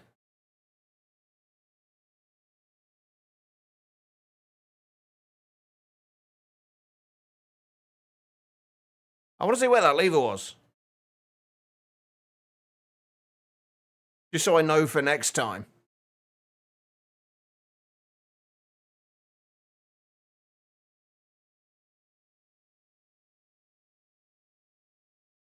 Oh, god damn it. I was looking for it on the structure itself. It was on a different thing to the right. God damn it. I'm a moron. But thank you, Codebreaker. I appreciate it.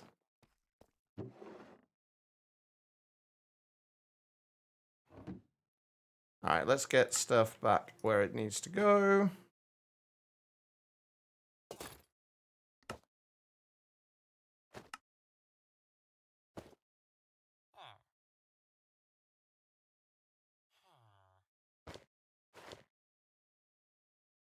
There we go.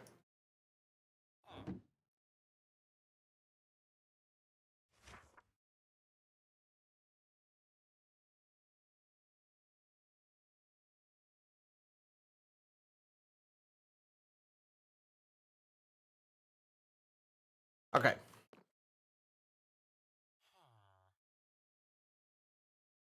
Yeah, this how this works is kind of bugging me.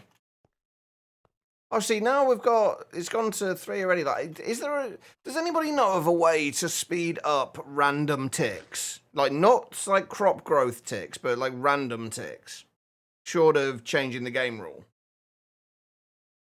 Like, does anyone know of a way to do that? Within modded, obviously.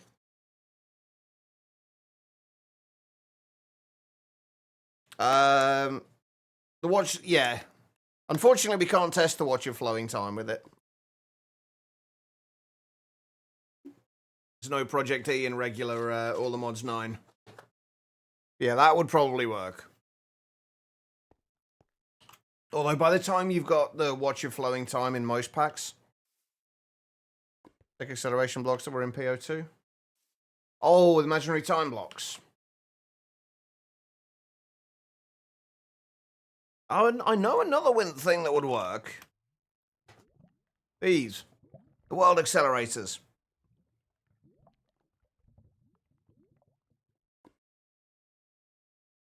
The world accelerators would work, but we haven't got into Greg Tech yet, so those probably not going to help much. But yeah, that looks to be... So it seems to be...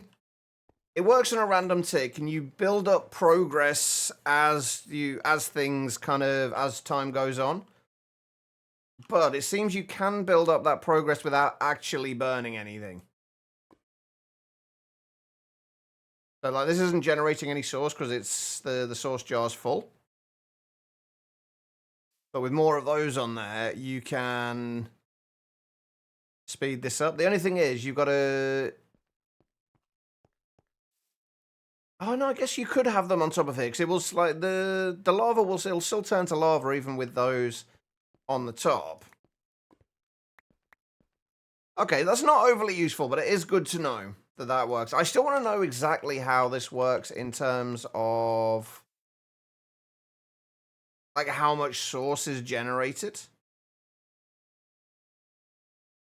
Like, it seems to be based on burn time, but I don't know exactly how the calculation is done.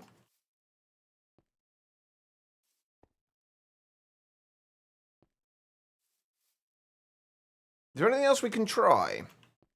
I wonder if it works any faster. If it shouldn't work any faster if it's still burning stuff, should it? I don't think. Right, what else has a high burn time? Obviously, oh god damn it. Whoops. Obviously coal coke does.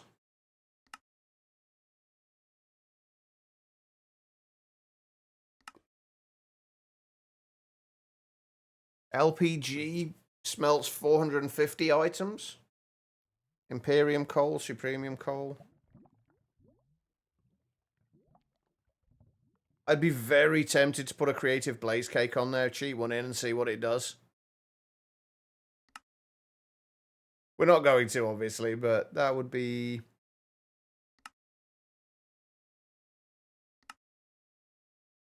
Oh, we can do a blaze mesh. See how much we get from that. So that does what, 120 items, did it say? So there's no source in there at the moment. Actually, we can see how... We don't even need to have that source jar there to see how much it generates, do we? So 2,000.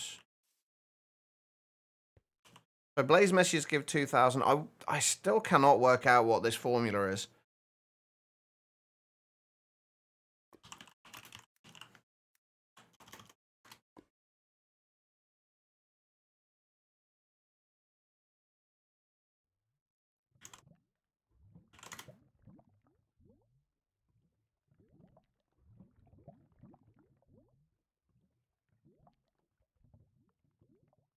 It looks to be like roughly 16, somewhere between 16 and 17 source per 20 ticks of burn time.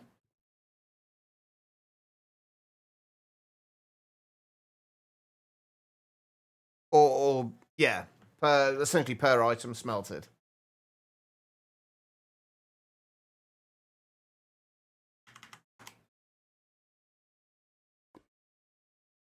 Except that's not the case either.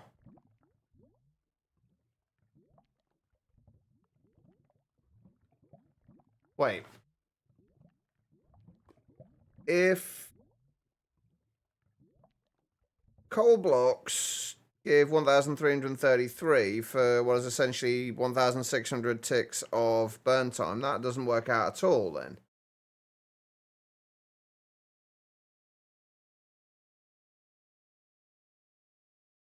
I think I've screwed up the thing there somewhere.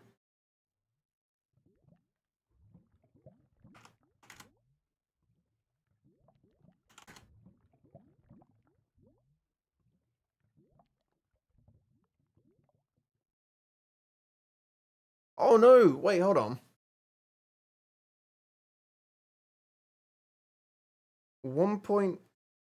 Wait a minute.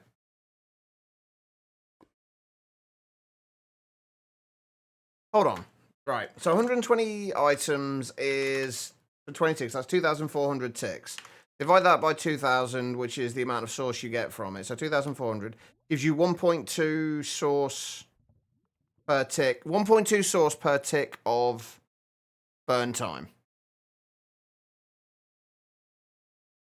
So a block of coal can smell 80 items.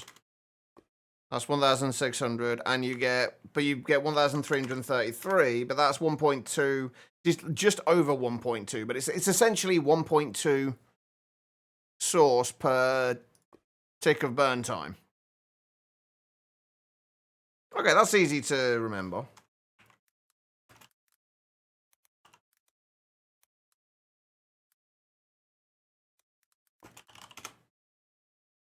Except it's obviously different with archwood logs,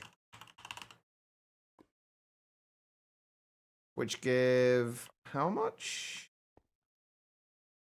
125, and an archwood log will burn for, or a blazing archwood log at least, will smelt 1.5 items, so 30 ticks.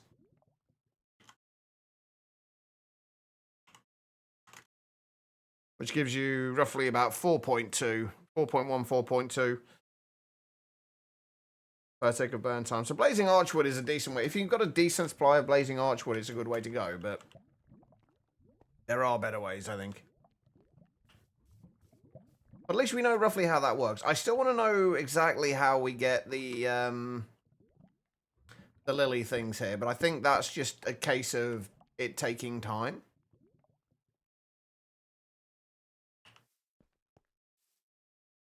All right, there we go. Right, so that's the agronaut, the volcanic source link. What is the next one? There's going to be a few of these that we're going to need to probably test out a little bit later on, because we're going to need a better setup really for it to really test them out. Like the alchemical source links would be the next one we'd be testing out. We can't really test these out fully, because I would like to test them out properly. I think we'd need is it the Wixies? To be able to make better potions. Right, alchemical source links. Generate source by consuming potions from adjacent potion jars. The amount of source varies per potion, is dependent on the complexity of the potion. Bonus source is given for the length and level of the potion, with multipliers for each effect. Each effect a potion contains. Utilizing Wixies and potion melders is recommended for creating highly complex potions. So that's something we're going to have to get into a little bit later on. So we'll leave that one for now. Mycelial source link. Generates a moderate amount of source from nearby food, generating more for more nourishing food. Sourceberry food is worth far more than other mundane foods. Additionally, the mycelial source link will convert grass or dirt in the 3x3 below it into mycelium, and will grow mushrooms around it Given that the space is empty, the source link will also pull items from nearby pedestals. Okay, so let's convert this back into grass again.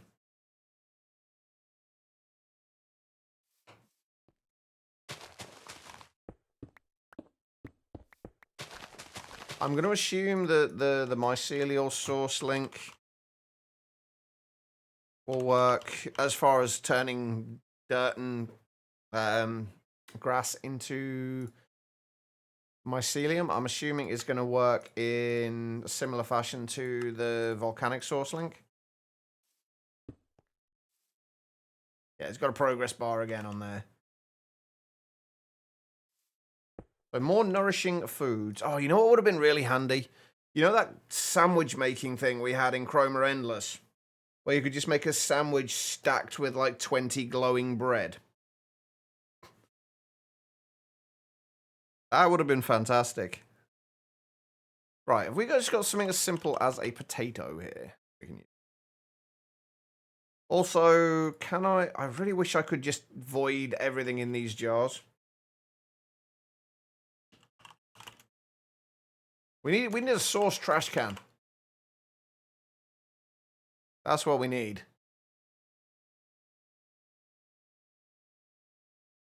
I'm going to end up filling these ridiculously quickly. Right, 2,235. I guess we could just... Actually, can we do that? Would that work? Okay, so that's 20. And then can we just break that and replace it? Oh, perfect. We don't even need the sauce jars. Right, so... Potato... Is that half or one... Is it saturation it's based on? Or is it based on... like the actual kind of the hunger bars filled? It just says for more nourishing food. Carrots. Well, golden carrots have got 3. That's got 102. Okay, so what can we actually figure out from this?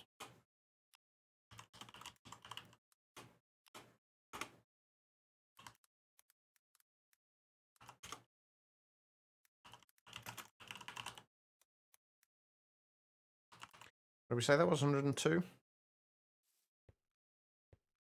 Yeah. So...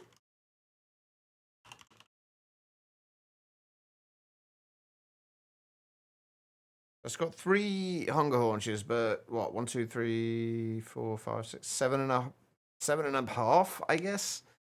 Saturation. Can we make glowing bread at the minute?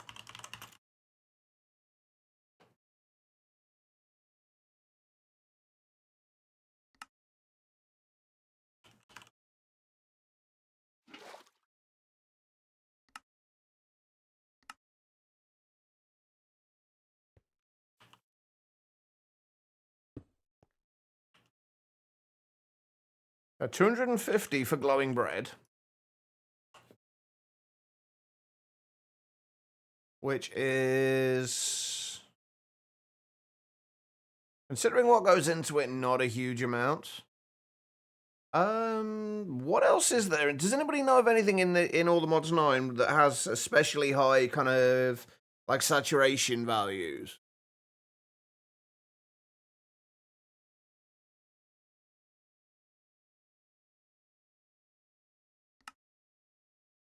In the way of food.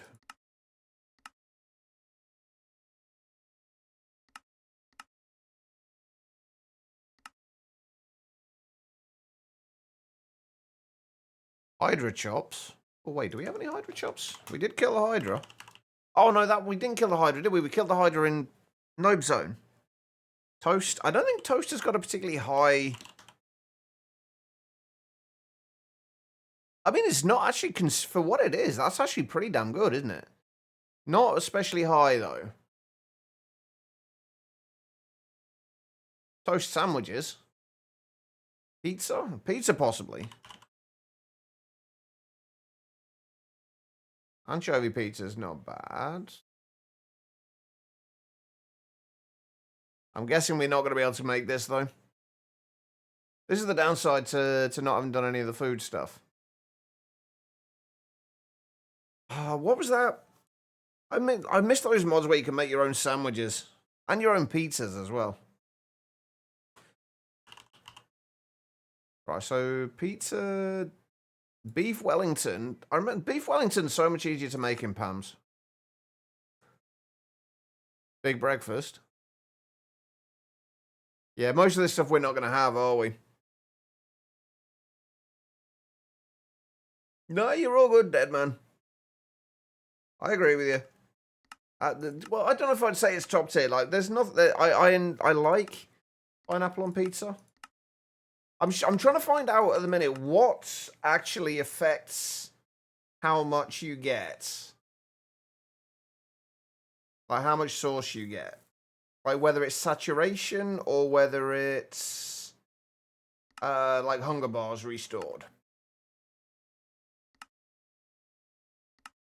So what I could do with finding is something, well, some food, like foods that basically have the same amount of hunger bars restored but different saturation amounts. Or vice versa, like the same amount of saturation filled but different hunger amounts restored. I don't know if that's going to work, but maybe. I mean, it'll find a bunch of foods, but whether we're going to be able to see what we need from it. What'd be really nice if you could just sort things by like saturation amount. Oh, hang on. Oh, no, yeah, we're not getting. We're going to have to go through Twilight for that.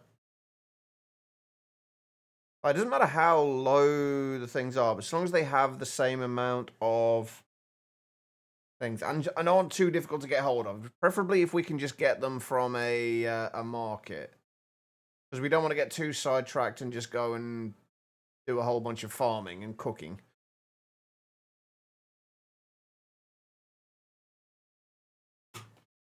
The thing is though, it needs to have one of the things the same.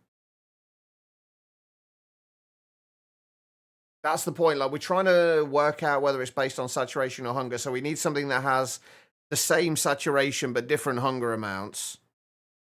And one that has the same two ones that have the same hunger amount but different saturations. That way we can tell which one is actually affecting it. We should only need one of those combinations, really, but...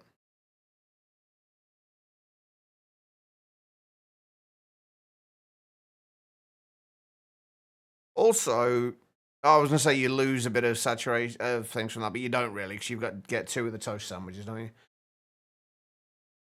If we could search on saturation, this would be so much easier.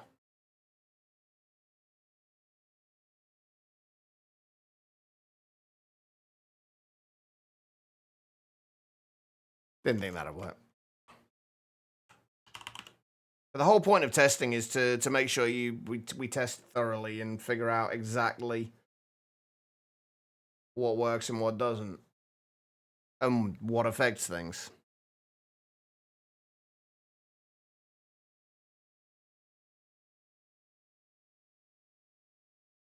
Of course, there are some here that they're not quite the same amount of hunger, are they?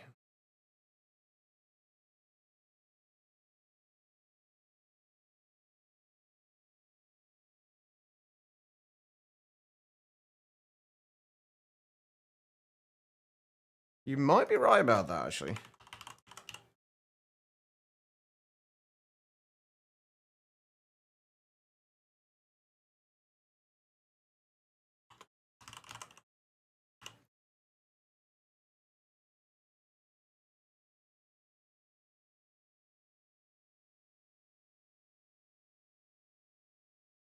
What do we actually need? We're going to need the book, aren't we?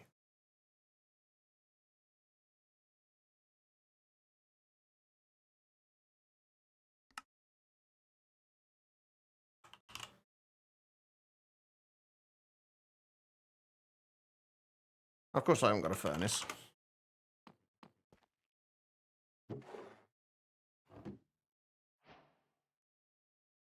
Okay, so that will only tell you the stuff that you have. I'm sure there is a variant of it.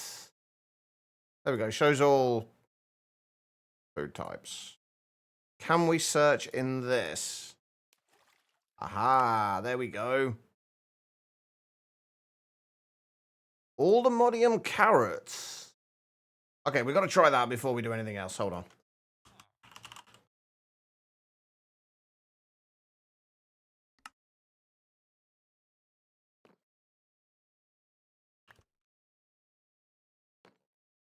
This obviously is not a test to see how...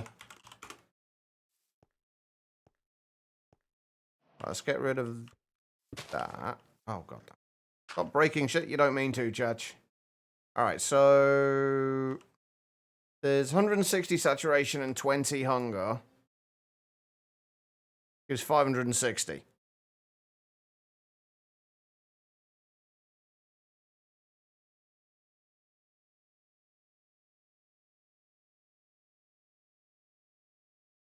You say it's hunger because the saturation was 1/14 in ratio, not 1/5. You mean the ratio of saturate?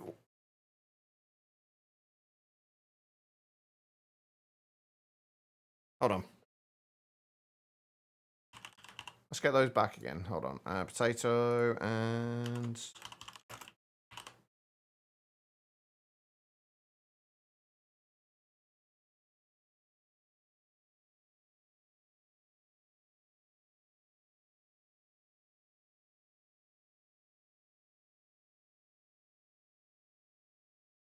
So wait, hold on. How much do we got 102 from... It depends if it counts it like similar kind of thing to Minecraft Hearts, where each heart is actually 2 points of health. Because that's the saturation of what? 3, 4, 5, 6. I can't even tell from that. Hold on. 7.5. So 7.5 saturation to half. Yeah, I see what you're saying now. Yeah, but then that's half to 3. So no, yeah, I think you're right. Actually, yeah.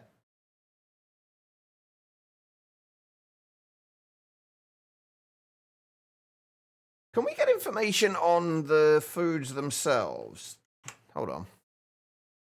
I'm trying to think how I can get information on the actual, like, any NBT data or information specifically about the foods, like exactly how much hunger they restore.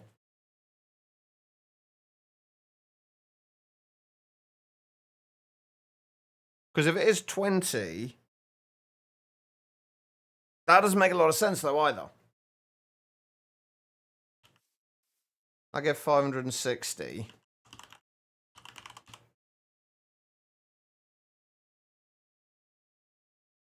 That's 20. 560.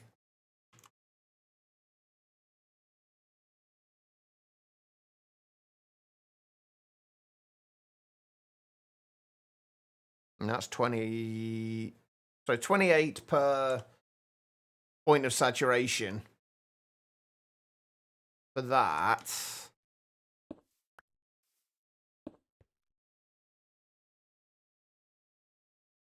What else do we have that had...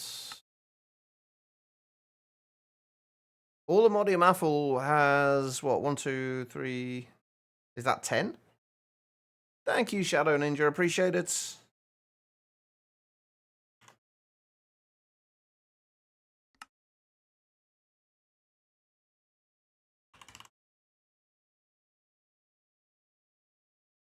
Oh, is it? Is it actually nugget? I was expecting that to be ingots. Huh, okay. So that's, what, 10?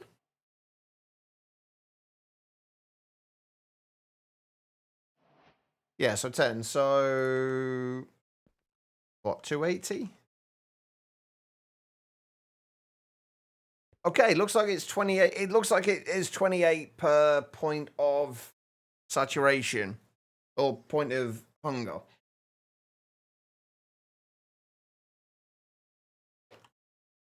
At least for those two it was.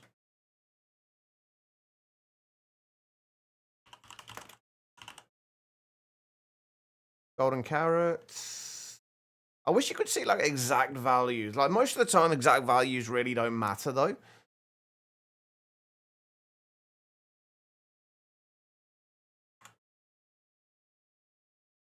But that doesn't make sense with this. If this is 3 times 28 is only 84. And we got 102.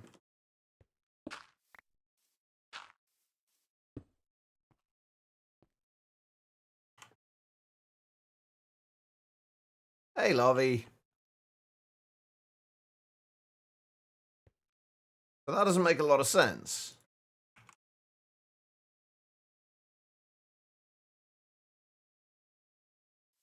I mean, none of this matters, but like in the grand scheme of things, I'm just curious, and I like to know how this stuff works. I like this add-on reminding people that it's an anniversary. It is quite nice. It gives people an excuse to come in and say hello as well, I guess. But yeah, it looks like you were right, Kaz. It is based on hunger rather than saturation. I wonder if saturation plays a part, though. That's the thing. Like, does the saturation amount affect it in any way? I don't think it does, but...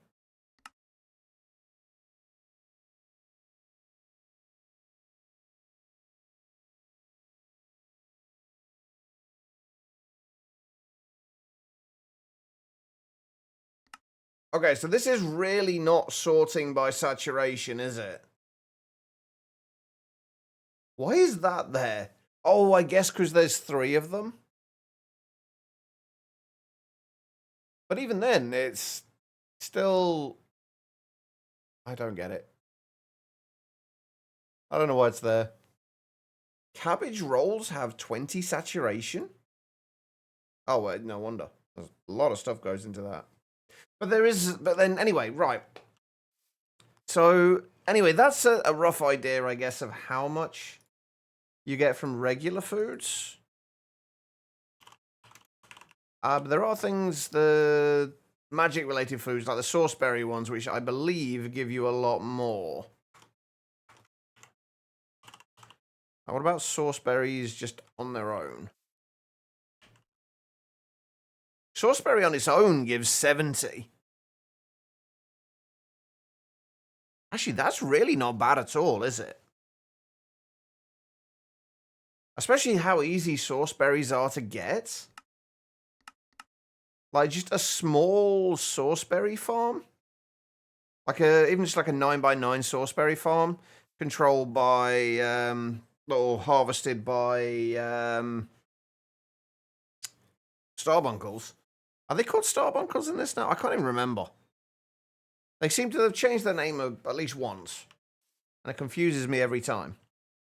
But that combined with this would be a nice, very easy early game source thing. Because you can get the source from growing, from the sauceberries growing. And then you can also get the source from just putting the sauceberries onto pedestals and having a mycelial source link. Burn through them.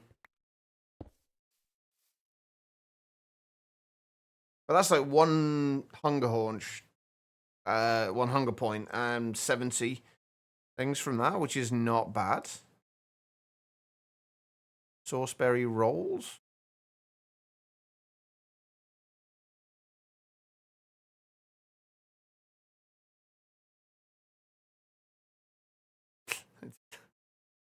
Definitely not my birthday choir. Do you know this?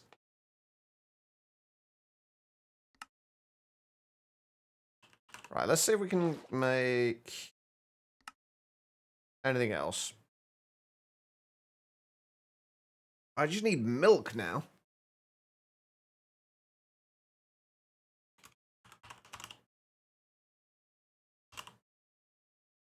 Gotta find a cow. I know there's some over here. Oh god, what are they doing or not doing now? I know there was a cow around here. I'm sure there was. No? Huh. Maybe I killed it.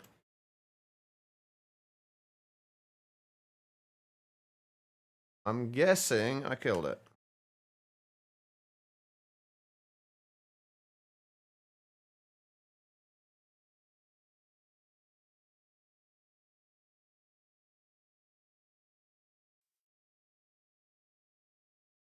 Seriously? No cows any... Oh dear. I think I pressed Q accidentally.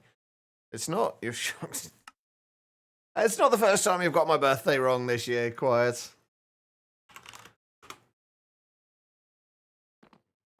Not that I mind, and you know this. One of the mods make mob drop seeds, bags. Seed bags contain the seeds that do not have any use to... Oh, jeez. Well, that's helpful. Well, a zebra. Can we milk a zebra? No. I thought we could for a second then when it let me right-click it.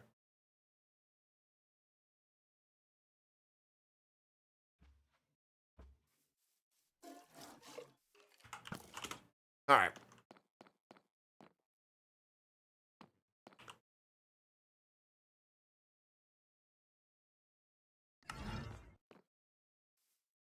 You're not a bad friend. It's not like I make a big deal of my birthday. You know this. Right, so that's got 4... Hunger. Oh, come on. Why are you even here? I've already bought one of those. Okay. Why are you even here? Alright, so... 232.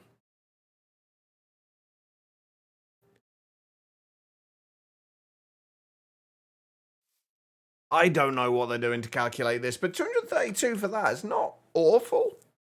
But honestly, like, for an easy...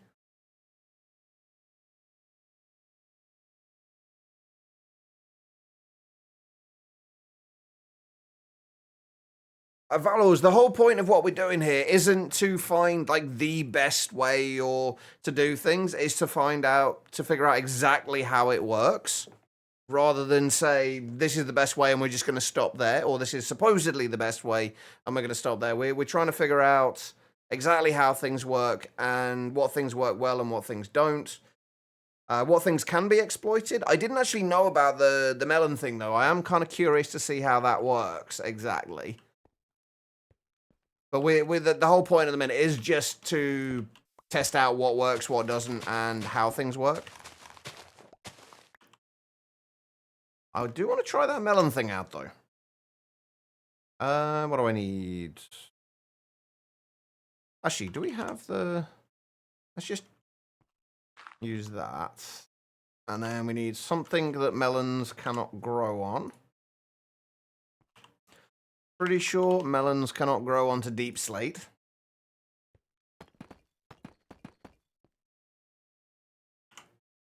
But that was something I didn't think to try with the agronomic source link.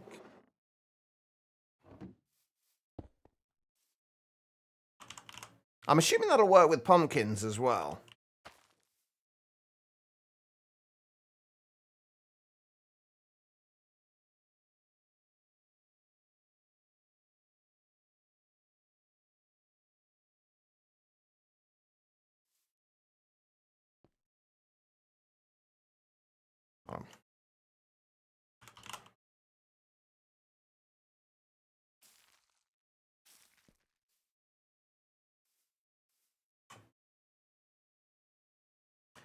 The thing with this, though, this isn't actually going to get you a great deal of sauce, is it? Because while it hasn't got anywhere to grow, it's also not going to be producing growth ticks all that often. I mean, obviously it does when you hit it with this, but it's not going to be producing growth ticks all that often. And even when it does, it's only 20 sauce.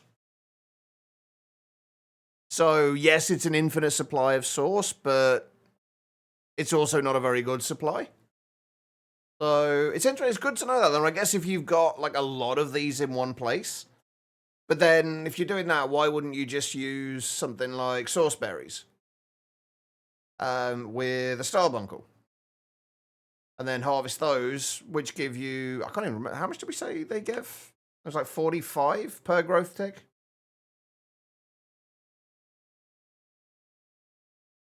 I've lost my thing now. Yeah, sauce berries 45 per growth tick, and then for each sauce berry, I think it was 70. Like 70 sauce. And you get multiple sauce berries from each thing. So that, like, as far as an early game thing goes, that's a good way to do it. This does not really appear to be helping a huge amount, though. Obviously, like you say, if we put, actually, let's do that. Hold on. Let's just grab stairs. I almost grabbed birch stairs then. Doesn't really matter what stairs we use, just something that we can waterlog.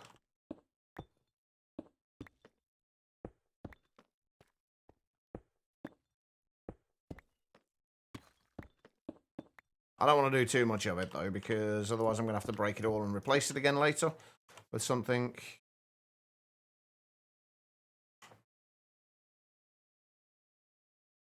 Something less waterlogged.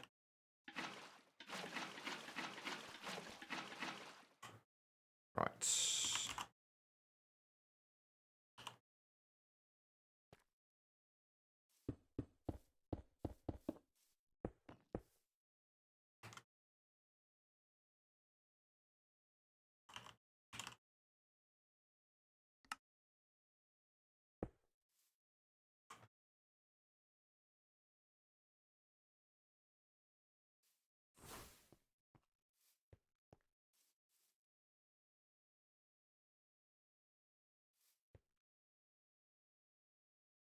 Yeah, not really doing a huge amount.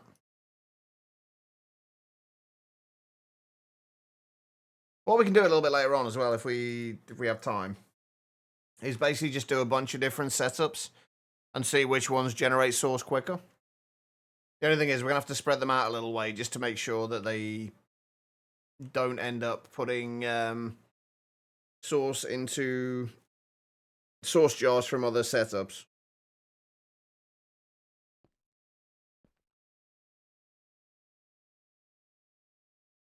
But yeah, that's not a great. I mean, unless there's another way, something Valos. You mentioned this. Like, is there another way this could work? Like, is there anything I can do to speed this up? Like, outside of obviously using a shitload more lily pads or constantly using the watering can.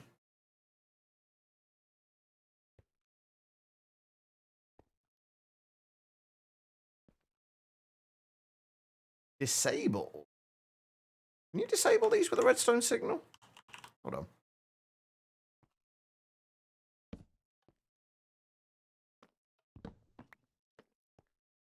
on. No, generally just that kind of works, but kind of doesn't. I don't mind mob stripping seeds. Could be a fun add-on mechanic, but you need to edit the bag so it only drops things that have a use. Yeah, that makes sense. And you kind of wanted to make sure it doesn't, I guess, drop seeds that are going to break progression drastically.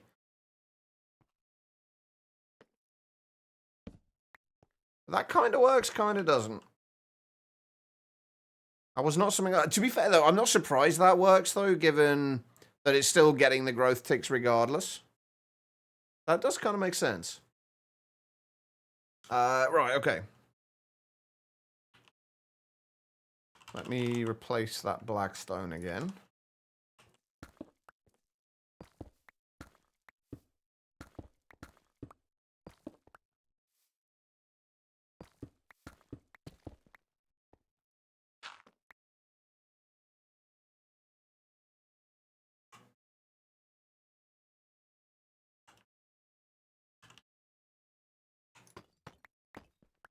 So, general gist there is that mycelial source links, not great on their own, but I think they would work well with agronomics as an early source generation. If you've got easy access to coal, that would still be a better option. I just wish these could transfer out of themselves a little faster.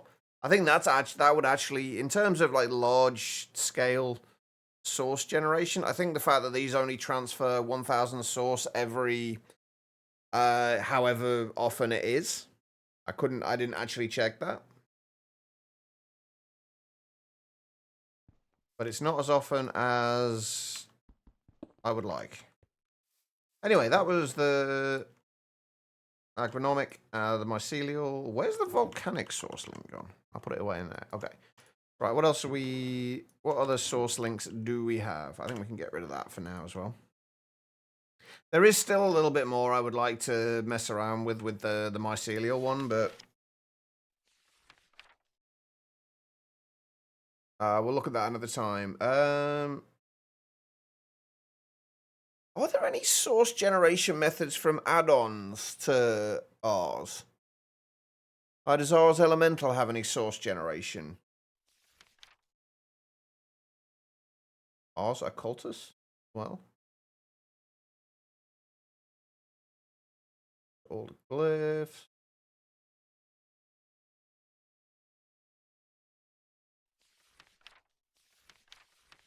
I don't know. I'll have a look at that in a minute. Where's source gone? There we go.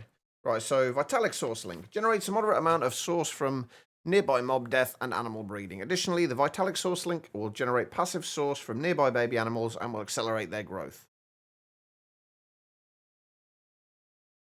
That could have been useful for the bees, I guess.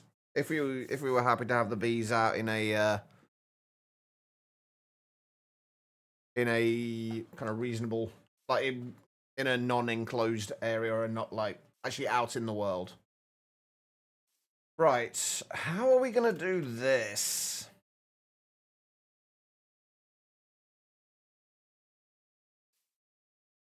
I don't think what the easiest way to test this is. Also, it doesn't give you a range of how far away these will work.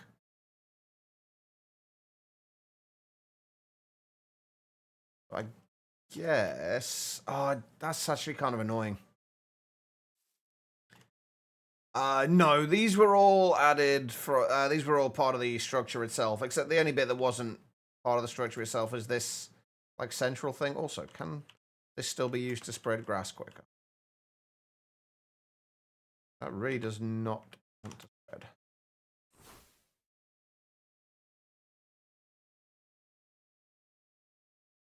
I keep forgetting that just because mobs can't spawn doesn't necessarily mean that it's got enough light for grass to spread.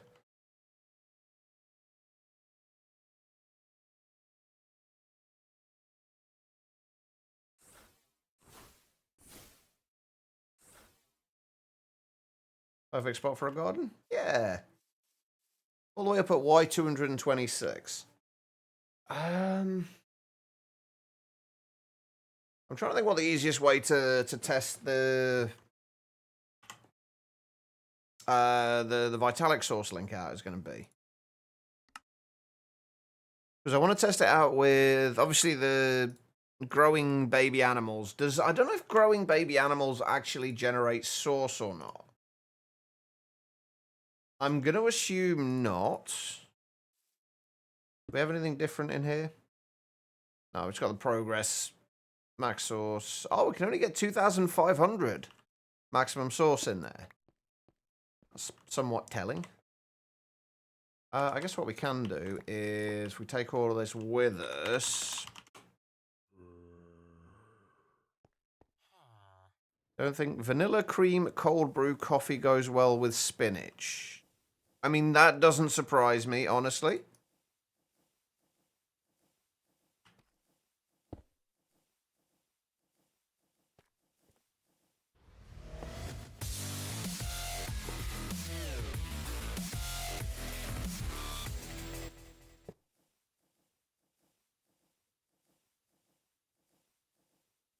Quiet, thank you so much. 69 months. You realize now you're not allowed to sub ever again, right? That's how that works. Have those motherfucking ads in your motherfucking chat stream. Well, you shouldn't get too many of them. Only the pre-rolls. But thank you so much, Quiet. I appreciate it. Can we get some love and hearts in the chat? I'm gonna stick you next to Codebreaker. Wait, hang on. I swear it's like you're literally already at this like there. Like, how are you already? What the Twitch? What the shit? But Quiet, thank you so much. I appreciate it. Would you like a chance cube? I know this is a daft question, but would you like a chance cube?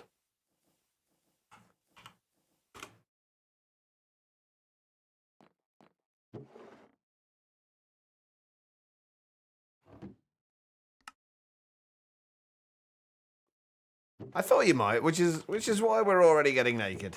I never put my armor back on from last time either. All right, let's see if I can not screw up this one and miss the lever entirely. I genuinely, on the last one, I didn't think it was just going to disappear on me.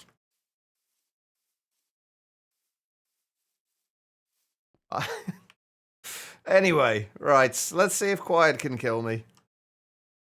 We get...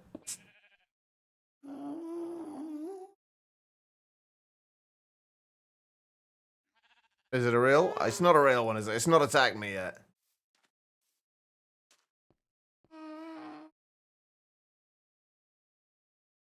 Maybe it is a real one.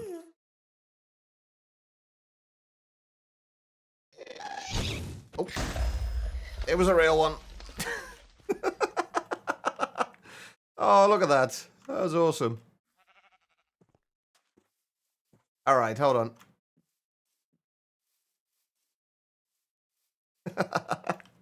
Honestly, I'm surprised I managed to hit it. Where's the thing? Right, we want a... anything that we get from... chance cubes we're not allowed to use. But I do want to keep it up. Like anything that we get from either mobs or anything like that. Stuff that we pick up from the ground doesn't really matter, but... Thank you, Quiet. I'm sorry we were not able to die for you.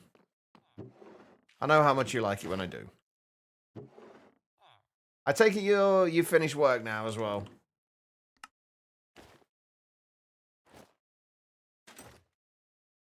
And are back home.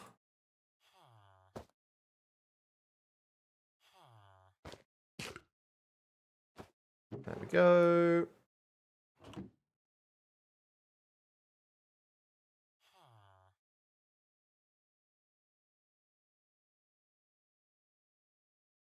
Try and keep everything somewhat organized. So glad now you can go back to your fin your RimWorld modding addiction. Did you manage to get it to work then? 'Cause I know you said you were having a lot of issues with modded RimWorld not working for you. I'm not supposed to be here, am I? I was meant to be over here. This is where we actually have mobs.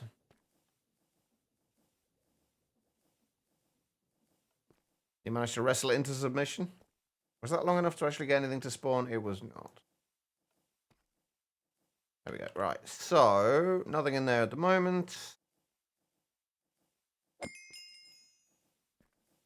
Okay, 200 for a blaze. Is it going to be any different for any other mobs, I wonder? And can I get mobs in Ender leads? Or does it have to be passive mobs? I think it has to be passive mobs, right?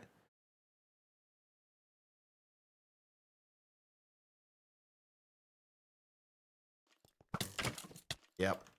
Okay, that's no good.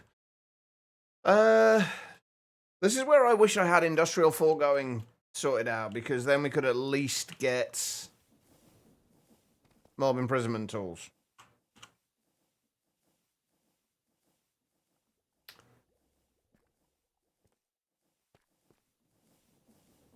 How else can we move mobs around? Apparently there's a mod manager out there for it, which you didn't know about. Seems to be working well, though. That's good. I need... Oh, actually, that's what we can try. Does it work with passive mobs?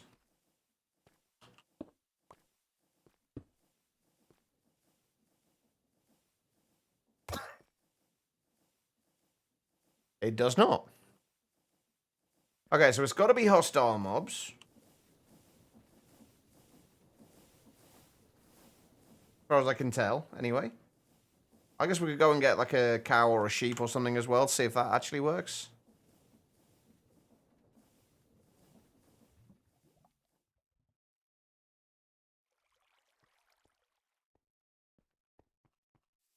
I'm not going to do it to a lizard.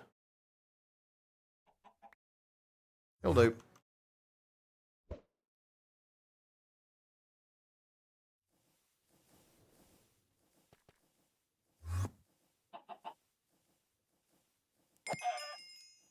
Okay, so passive mobs do work. But it looks like it's 200 for each mob.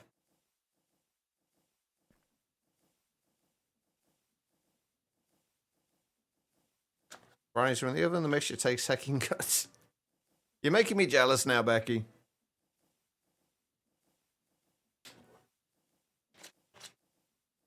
So, is this just like a flat 200 for any mob that's killed?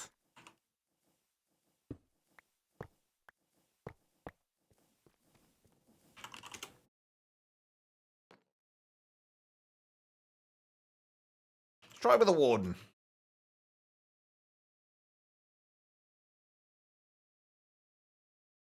Although we might want to go onto the nether roof for this. Have we been to the nether roof on this yet? Yeah, we have, haven't we? Yeah.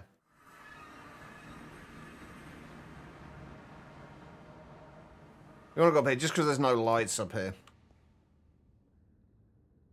Alright, so... Alright, give me just a moment, quiet, and I will have a look.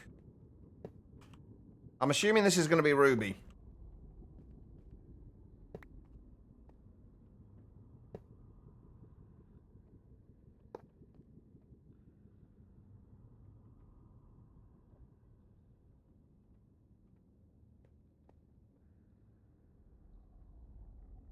Maybe a little bit when it comes to Ruby pictures.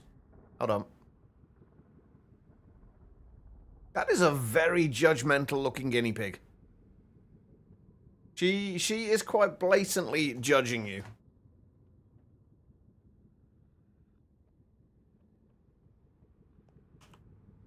And probably wanting more food as well. This might take a minute to kill the warden once we actually get one, but... Come on. You can do it. Can you do it? Are you going to be a pain in my ass and not actually spawn? Oh, no, you are. Okay, we're good. Oh, jeez. Hi there. I could just punch a woman to death.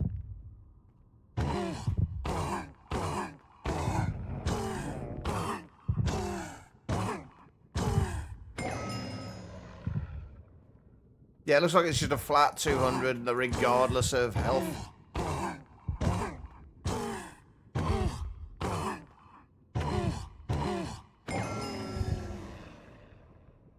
Yeah, 200. Okay. So that's actually, honestly, not that great. Like, you can get a mob farm going, but given that it can only transfer 1,000 out at any given amount of, at any given time, I wonder if you can transfer out of these directly. No, I was gonna say, I wonder if you can transfer out of these directly using applied energistics. Maybe you can. Right, we do need to still check on baby animals. Let's see if baby animals actually generate sauce. I'm not convinced they do. I don't think they do. We do need to get some animals in here, though, and get a baby animal. I guess we could do it with bees. That might not be the worst idea. Well, speaking of bees, do we have any more neon cuckoo bees yet? We do have a few in there, I think.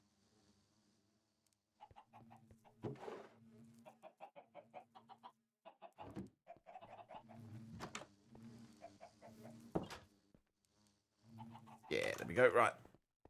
We do still need to...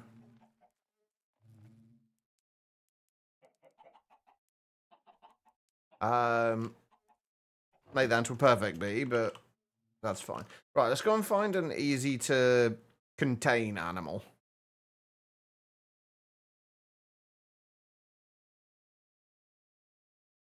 Oh, yeah, that's not going to be fun.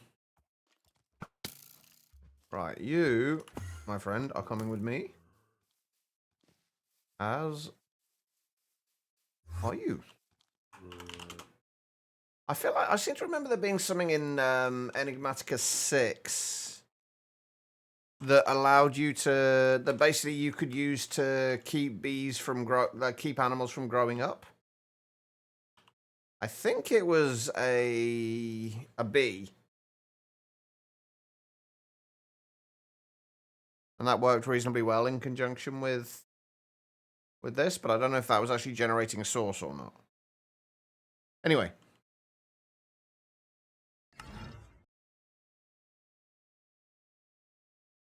Where are we going? Over this way. Right, let's...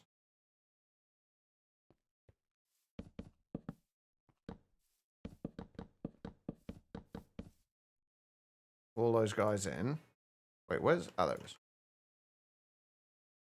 Put my Vitalik source link down.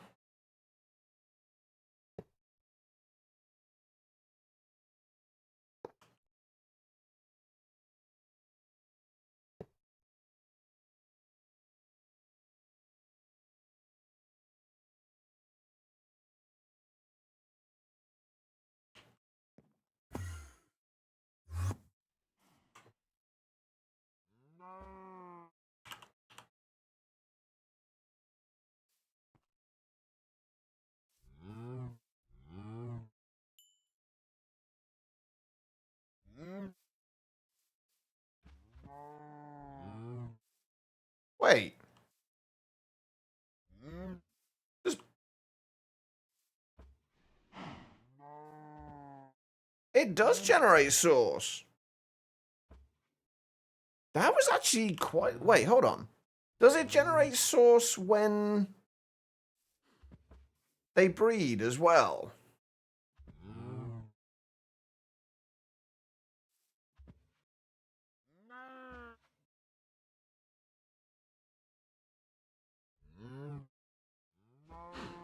I was... stay where you are.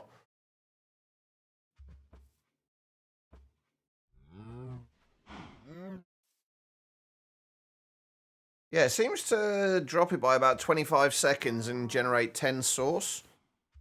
Like, that, roughly. We can work out exactly how much it is if we really need to, but... I think we got like 600, though, I think, from these... the two cows breeding. Which is actually a pretty decent amount. If you've got, say... wait, if you got 600 for that... if you had like 8 cows there... or you could probably do it with more, actually.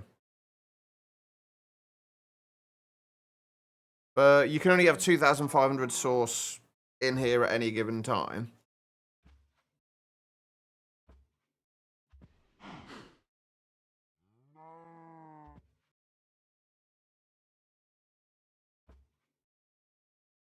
That's actually not terrible, though. I'm curious how much you'll get, like, for a... like, a single cow kind of growing up from this. Oh, thank you for the well wishes there. So 1,030.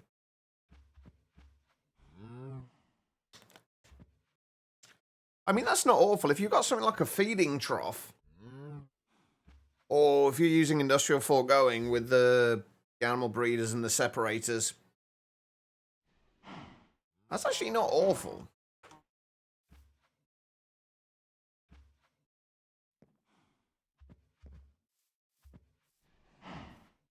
That was definitely a lot more than killing mobs.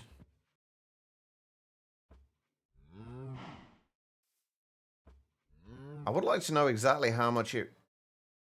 Also, I'd also like to know the range of this as well.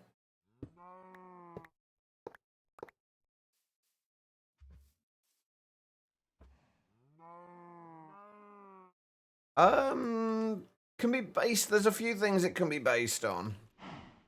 I need to get these into a smaller area.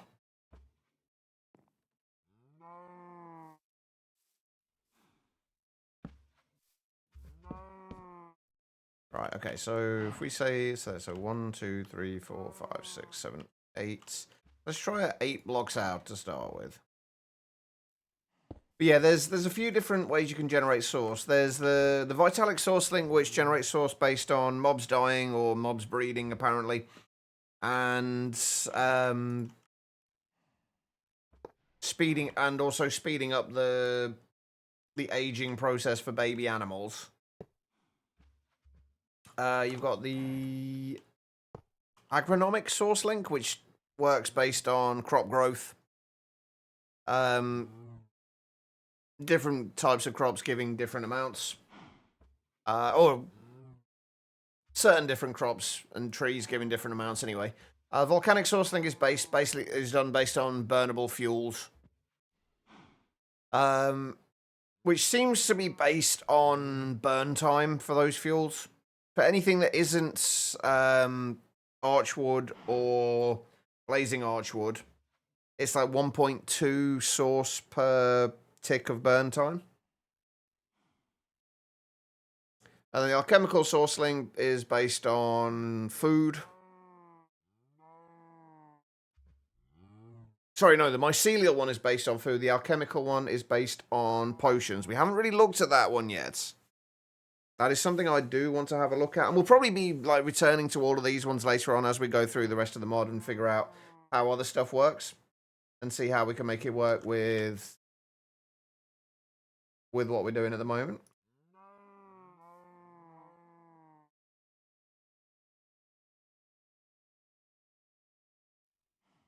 I mean, I guess technically the source is all the same, but the source of the source is different. Right, so if we breed these two, is this close enough?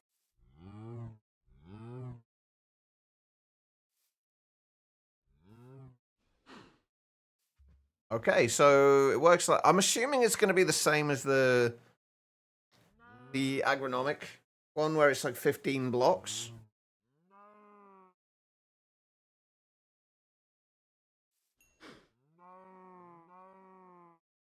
It's kind of weird, though. It looks like it is 600 source for breeding animals. However, this far away, it's not helping the baby grow.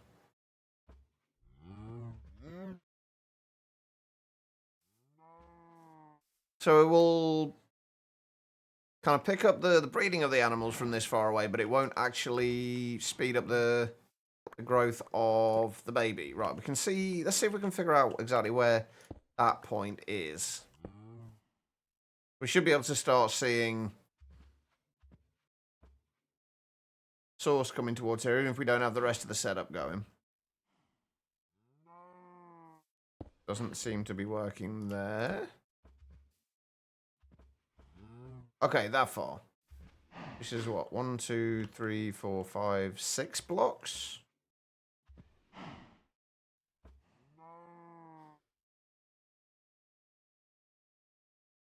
Yeah, it will only grow the baby animals like from 6 blocks away, but I guess breeding the animals will work from 5.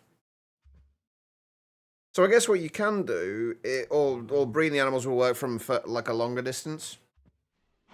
I'm going to assume it'll be 15 blocks like the agronomic sourceling, but I don't know.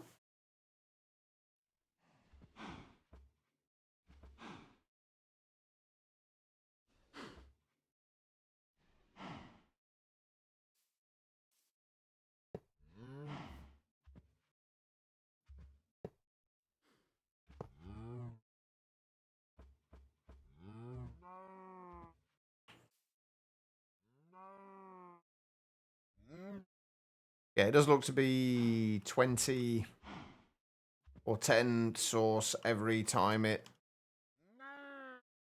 speeds up the growth. And it looks to be around about 25 seconds. It drops by 25 seconds each time.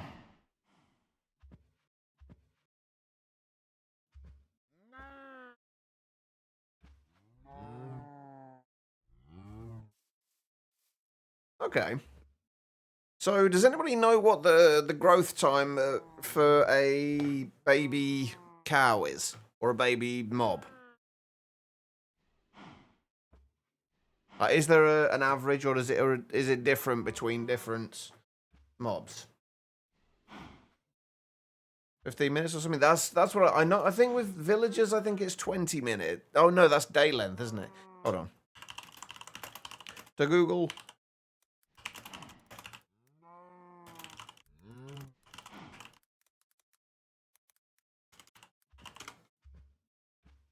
20 minutes, apparently. So most baby mobs take 20 minutes to grow up. This can be accelerated by feeding them their breeding item. Green sparkles appear similar to those caused by bone meal. Usually each feeding reduces the remaining time before the animal grows up by 10%.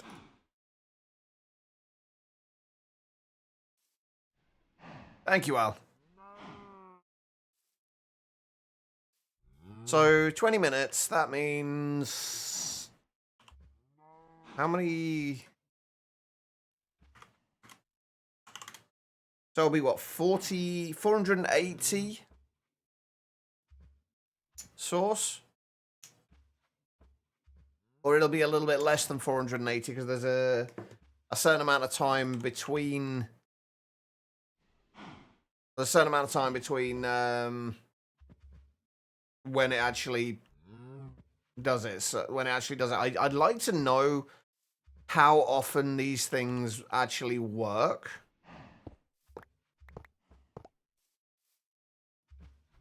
What's that quiet?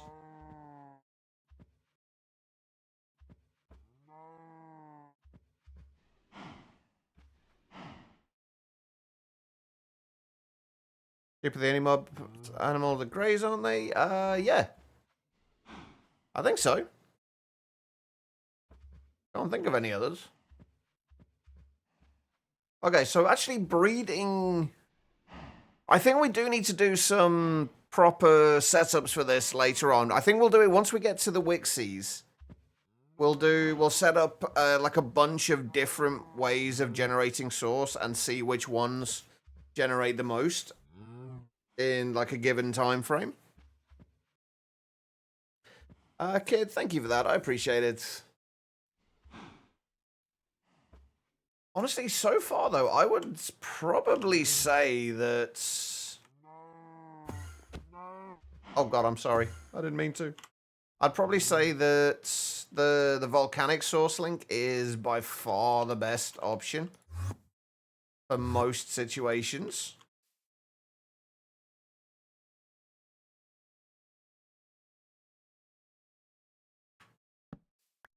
I'd be kind of curious, like what other kind of like grazing mechanics, you know, like you said, Al, like they need to regrow the wall.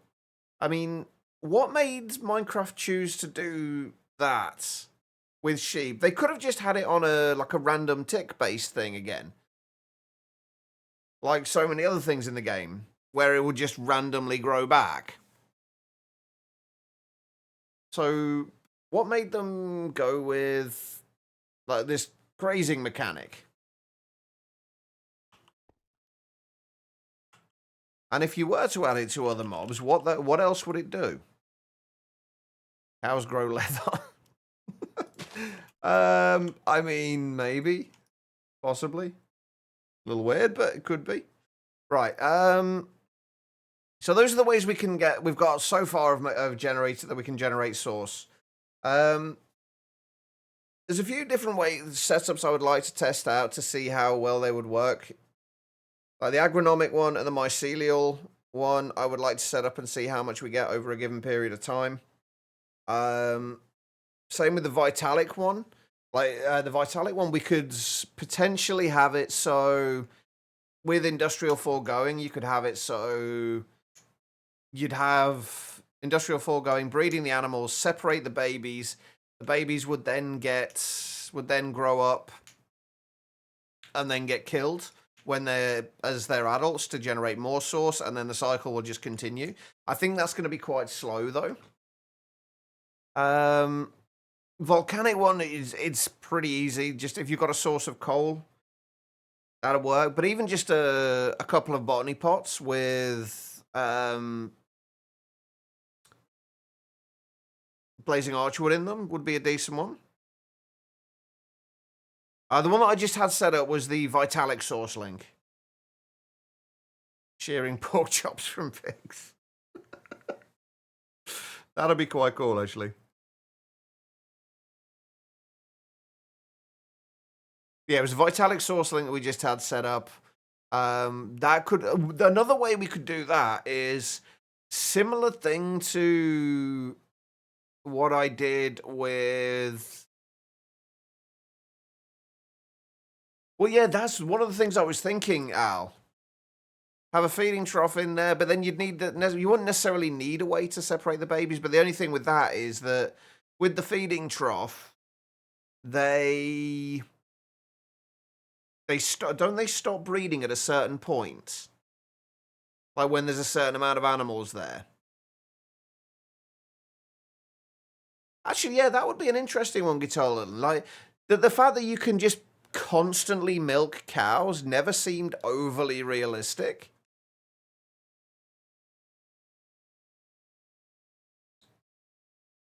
So having that linked to grazing as well would be an interesting one. Hermit, hello. How are you doing? And thank you for the affiliate anniversary well wishes as well. Yeah, that's what I was thinking now. There's another way you could do it as well. There's also oh shit, what's it called? The utilities filter blocks. You can basically filter out baby animals, I think.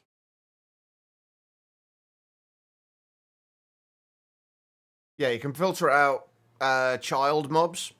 So basically have them standing on here. You obviously couldn't do it with... Well, you could do it with sheep, I guess. Have them standing on these, and then as they breed, the babies will fall through to the next floor. And then you could have them down there, and then you could have either another Vitalic source link to deal with those, and then you could have that. I guess you could then have that next floor down as a one for adult animals. So once they grow up, they then fall through to the next floor and then get killed and then generate more source. You're doing great, thanks. Now, how many years now? I honestly, my dad asked me the same thing when I mentioned it to him earlier. I honestly don't know. 5 or 6 years? Far too many years. And far too little growth over the last few years because I apparently have an inability to be consistent. What the hell are these things? Dragonflies. Aw. Well, how you doing? I do want to try out the alchemical ones. I think the alchemical ones are going to be fun.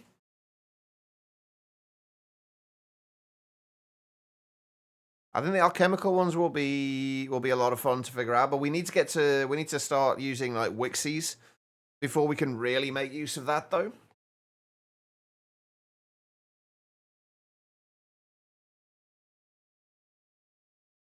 No, I mean honestly, I don't blame the only thing I blame my lack of growth on is myself and my lack of consistency.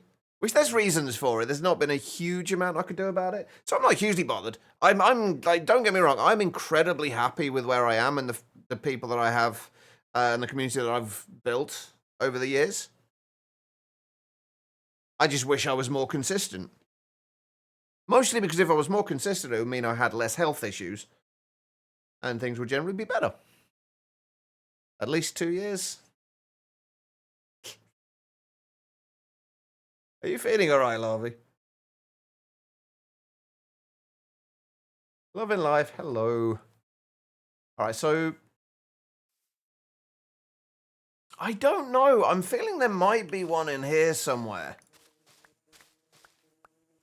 But I've not seen one. I mean, we need to get rid of all this stuff anyway, but there might be one somewhere. If there is, I don't know where it is. There was always a bunch of kind of naturey stuff up here anyway.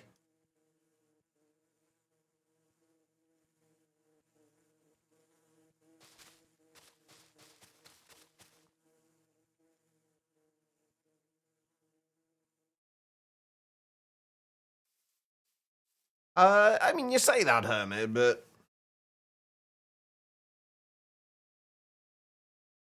I mean, I did say that before I realized you were here, in fairness, Larvey, but you know. Of course I'm happy you're here, man. I'm happy all of you are.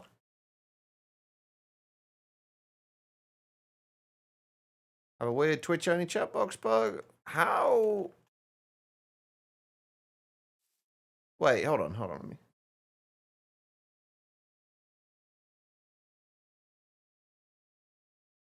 Wait, yeah. It's putting... I've seen that. I think I've seen something similar before. It's putting, like, the first letter. Yeah, I'm seeing... I'm just noticing that at the minute. That's really weird.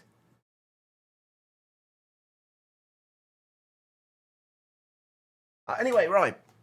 We've looked at some source generation methods. We need to look at more later once we've got a little bit further into ours. But for right now, what else do we actually want to look at? Made a fission reactor that automatically makes plutonium and polonium. You feel like a scientist now? GG. It's always a nice feeling when you get that set up, isn't it? Especially when you do it without lots of green flashy particles all over the place. Those things suck.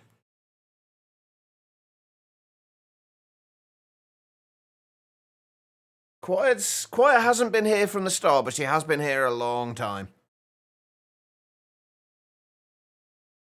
I think my first stream was something like August. Actually, no, I think you might be right. I think it is 7 years quiet. I think it is 7. It must be 7 years then, because I think it was August 2017, I think, was my first.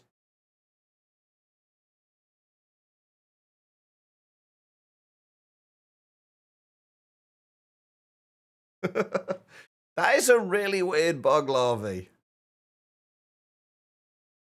I've seen similar things, but I've never seen exactly like that. That's weird.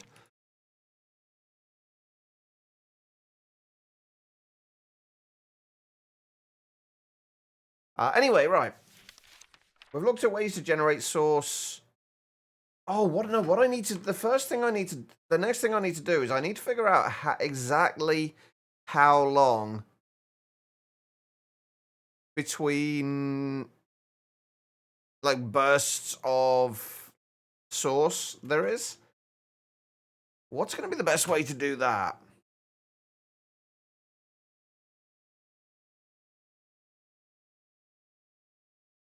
Two years and 11 months, nearly 3 years, is still a very long time, Hermit.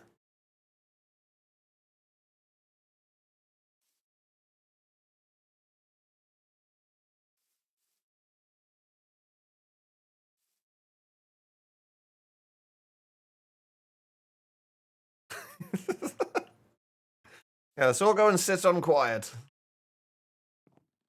That probably could have sounded better.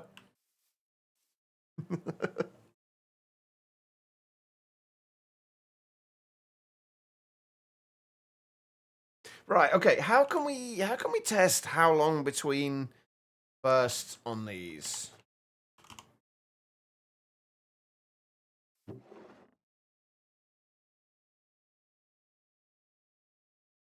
What is going to be the easiest way to do that?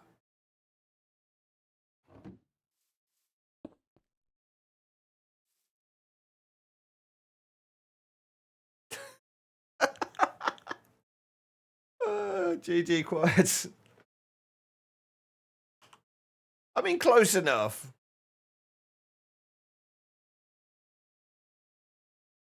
I don't expect anybody to be there, Guitar Lilin. I hope, but I never expect. I'm just happy when you guys do show up. Right, okay.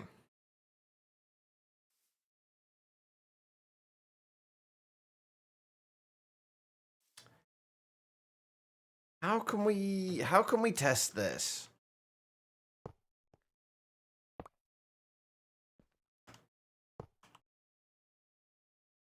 Basically, what we need to do is check at exactly what points the value or in the source value changes.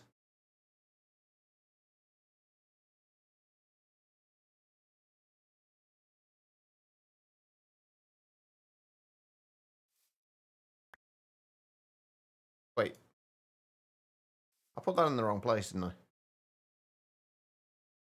Oh, that looks a little odd. There we go, right.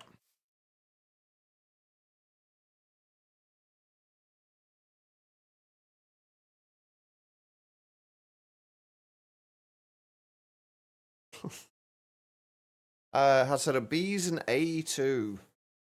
Wait, which B's? Are these just vanilla B's or? If only money did do that, Guitar Lilin. Productive B's. Right. Okay, first things first. Let's get some sauce in there.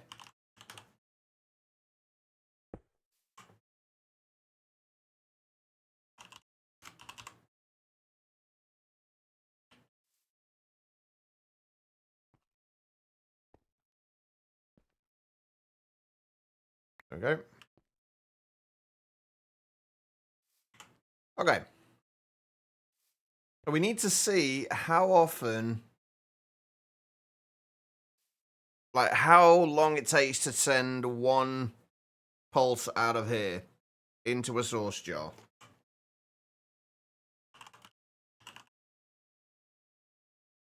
I could really do with making some more sauce jars as well.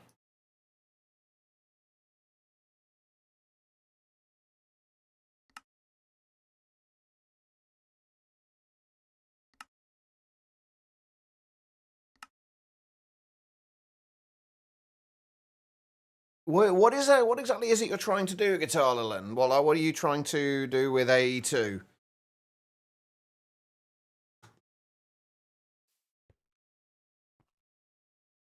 Like, is it just importing the items and the combs and whatnot, or are you looking to make it a little bit more complex? So combs come from the bees and the honey and stuff. Oh, okay. I'm pretty sure you'll be able to figure that out. I have absolute faith in you.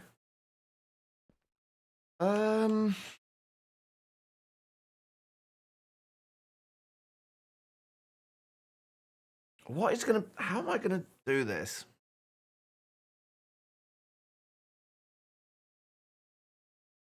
I need something that will calculate the. Can we? Have we got world readers?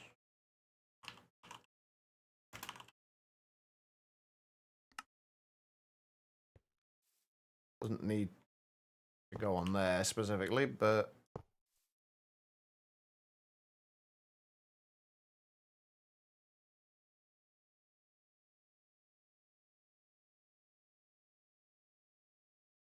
Okay, we can measure the amount of ticks at 2 points, I guess. What's the goal of ours, Nouveau?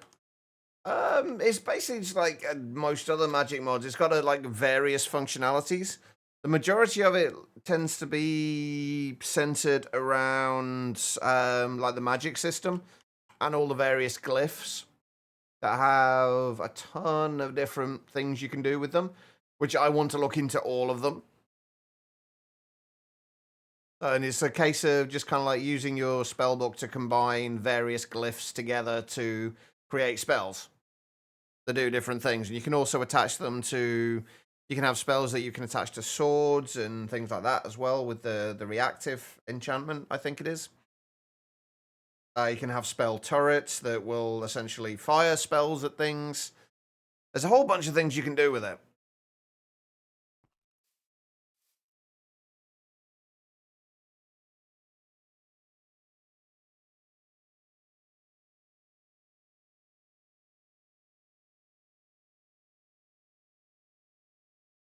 How can I do this? How can we tell how long it takes between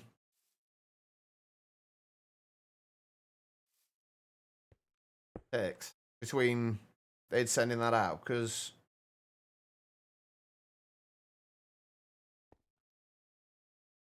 it looks to be like every 5 seconds, roughly,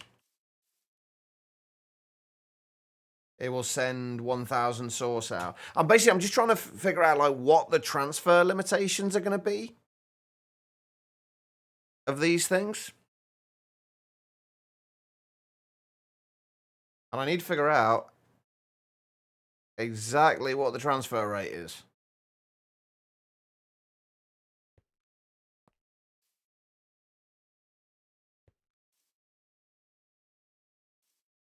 If I could keep this going, we could figure that out, probably.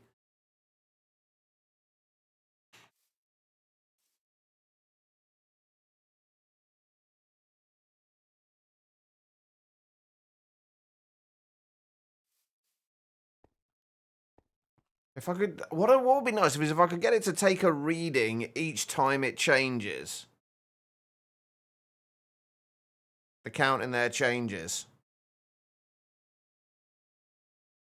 So we take a reading from like the daytime or the time stat. Take a reading from it at one point, and then when it sends out another pulse, or each time it sends out a pulse, take a reading from it. Could we do this with a vanilla system? Will it send out a pulse or anything when it's sending mana?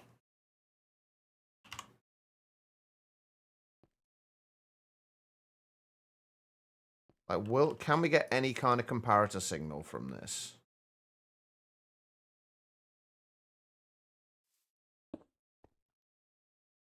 No.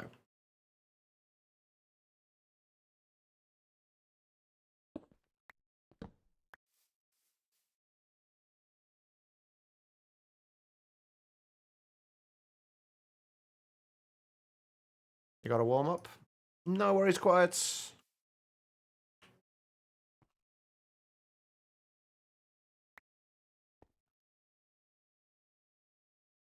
Okay. I'm assuming that burst doesn't...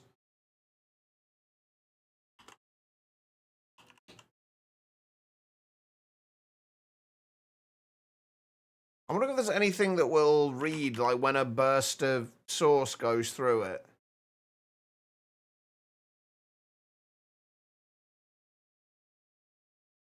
I think there's, like, Britannia has things like that for when there's bursts of mana that go through a certain thing that will emit a redstone signal. Siren Shrine. Ooh. No idea what that is, but I want to check that out at some point. I wonder if source relays will work the same way, like at the same rate.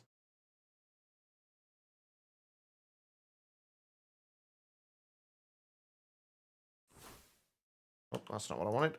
I wanted that.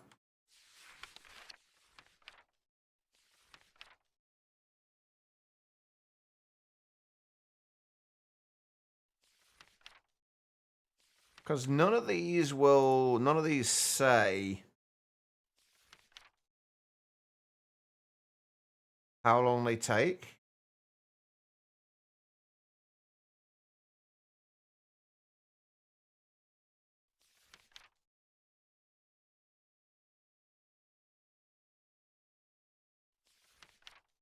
Can be connected to other redstone relays to wirelessly send a redstone signal. Takes input from one side and outputs it in all other directions. Can be connected within 30 blocks of another relay, and multiple relays can be connected. Okay, so there is something similar to that then.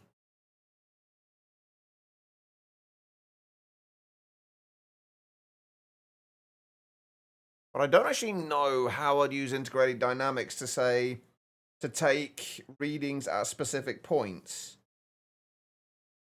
I know how to get... I know how to get it to take readings at set intervals using a delayer, but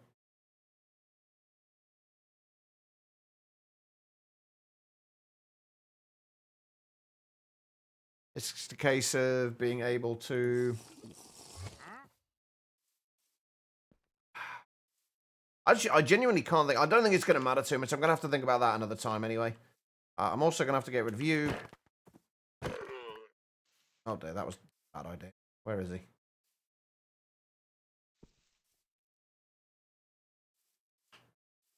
Where is he? I can see your particle effects. There we go. That's better. Yeah, I think we're going to leave that for now. Otherwise, that's going to take too long for me to figure out exactly how we're going to do that. But I really do want to know exactly how long it is between bursts. Okay, right, so... let's put all of that away for now. And actually, let's get the other 13 source jars we already have filled up.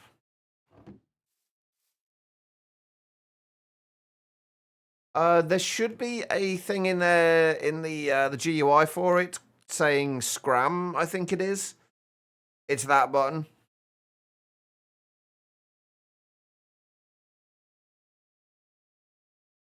Something to that effect. I can't remember off the top of my head exactly what it is, but I've just realized we've not taken a break yet.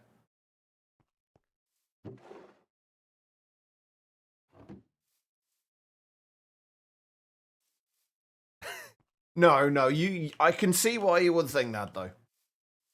But no, it's literally just shut this thing off button. All right, guys, I'm going to go and take a break now because I haven't taken one yet, and I am 45 minutes late for it. If you guys have been sat down for a little while yourselves, I do suggest you do the same thing. Just get up, wander around, use the bathroom, whatever you got to do. Don't go too far, though, because I will be back in just a couple of minutes, and we'll try and start figuring out a few more things, and with Nouveau, and figure out what we can use it for. I have a feeling we're going to be spending a good few days on this. Including probably me, or potentially me doing some stuff off stream. But we'll see. Anyway, I'll be back in a couple of minutes.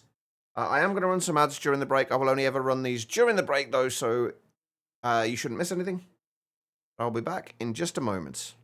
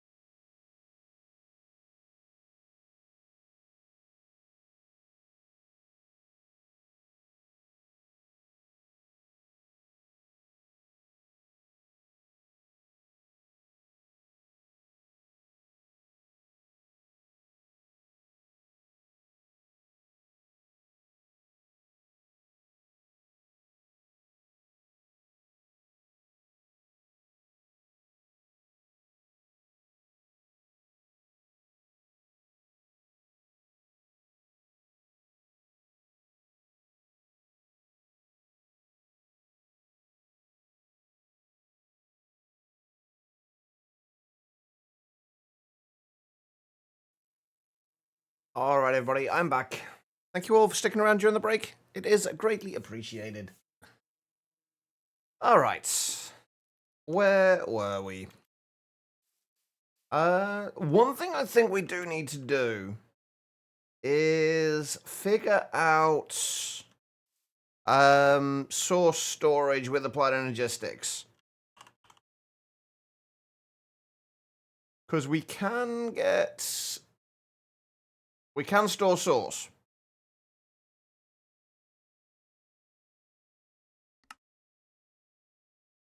With these, the only thing is we need the enchanting apparatus up and running. We also need source gems, which actually is the next thing I think we need to look at. Source gems and generating source gems. We can easily do this. We can easily do this with bees, with the arcane bees. But we need to have the enchanting apparatus set up for that as well. But we may as well at least look into how, like, the best ways to generate source gems, like, just within Oz itself. And either lapis or amethyst seem to be are probably going to be they're the only way to do it, really. And amethyst, I think amethyst might actually be the best way to go about it.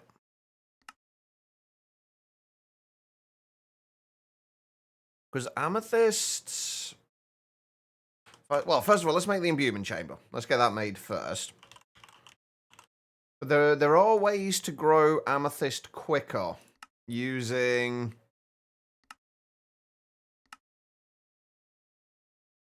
the golems. We put that down there. Actually, let's... if I remember rightly, these are a bit of a pain to work with. You can't just use hoppers with them. Because they don't have, like, an input and an output to them.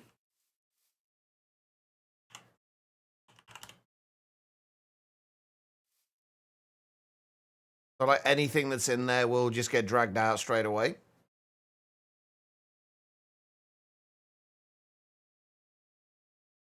So you either need to filter it somehow. Which filtering it, obviously, for the most part, is relatively easy. How much source did it say it takes? 500?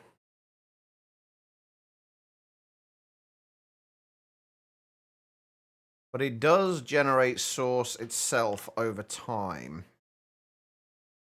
Don't need the world reader. I put the one away that I actually... Oh, no, I didn't notice.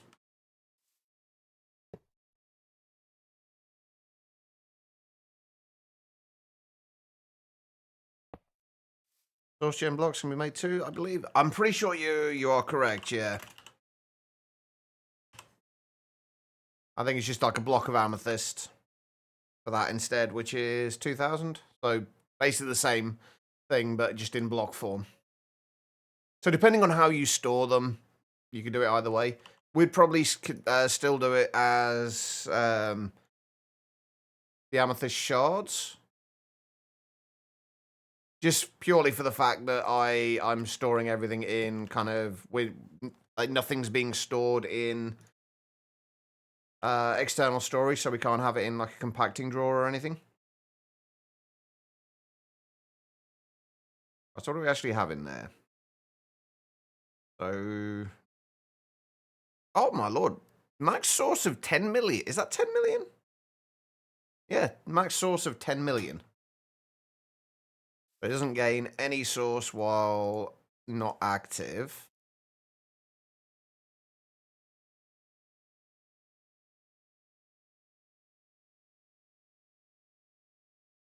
You know what? Even just as like a passive generation of source, that's not terrible.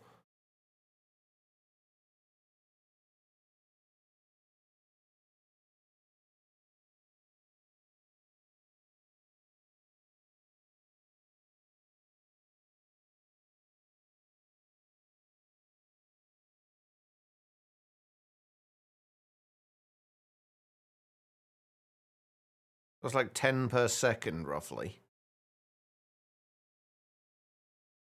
No, I don't think you can transfer source out of it.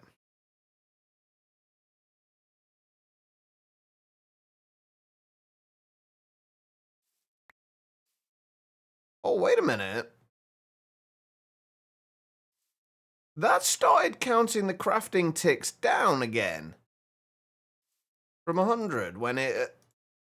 Or from whatever the crafting ticks was.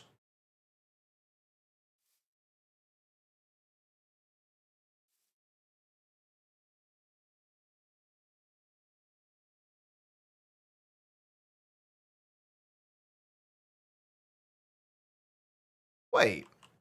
So what's the craft ticks one doing then? Now, let's read what it says about the imbuement chamber.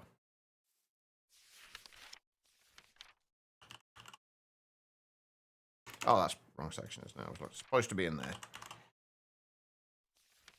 Imbue certain items with source to create new items. The primary way to obtain source gems, amethyst and lapis may be used to create source gems.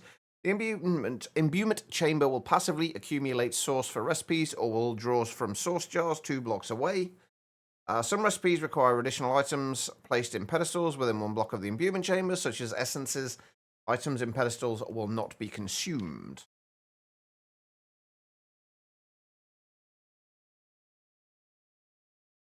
So what's the craft ticks thing? Hang on, I need to make a delay. Hold on.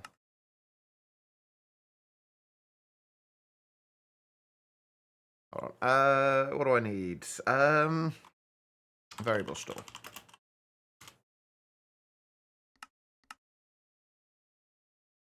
I'll see how long it takes to actually generate. That's not going to be any good, is it? Right, I need... What do I need? Just source again. Basically, I want to see if I can... I'm going to use all of these lot again. We might need all of this. I want to see if I can see how much source it generates per tick, like roughly how long it would take.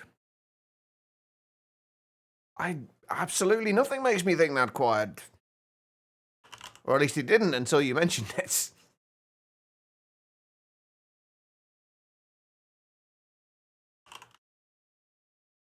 Oh, I got rid of my thing again. Oops. I got rid of my labeler again. Wait, where is my labeler? Wait. Oh, there. I had a panic then that I didn't have my labeler. This thing is the my favorite thing ever.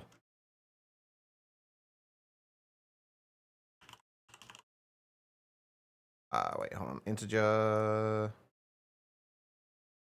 MBT, get integer.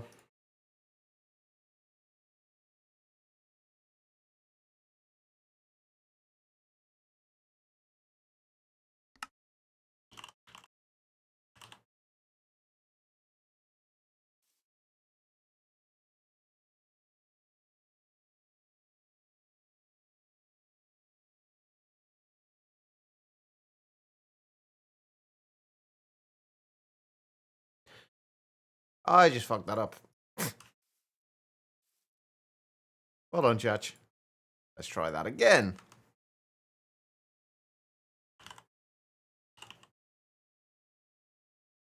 You've apparently acquired some gift subs. Tango frags.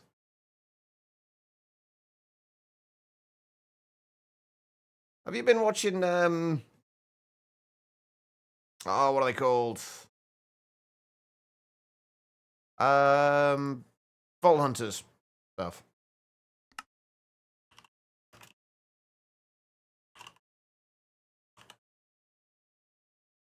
Or is that just like a random subtrain kind of thing?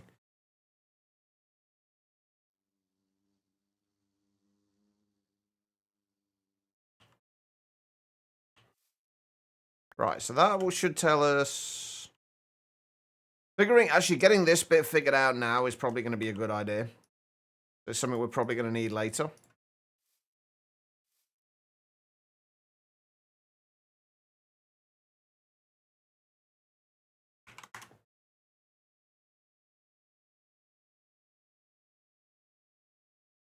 So yeah, it looks like every 20 ticks, it will give... Every 20 ticks, it gives 10 source. That would explain it. So if every 20 ticks gives 10 source,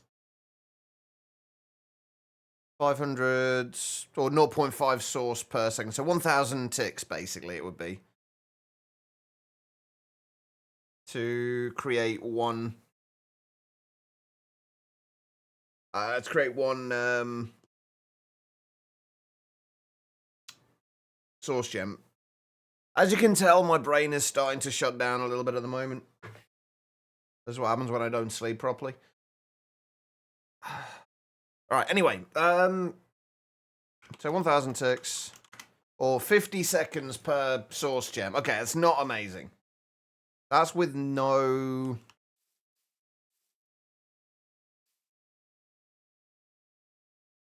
That's with no source jars around.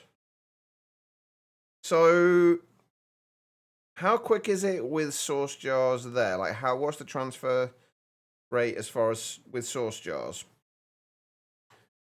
I think one thing we want to do is...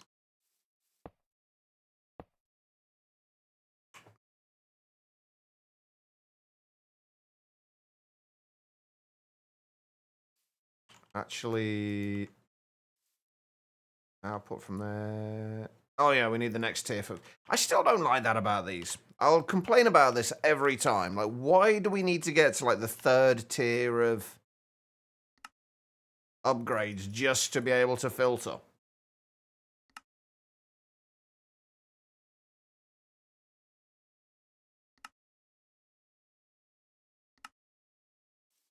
Alright. We just grab a barrel.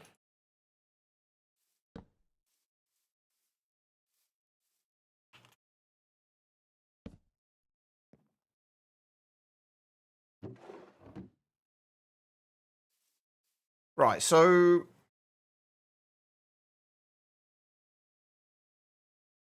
I've done this before, but I can't remember for the life of me how we do this. I want to be able to make...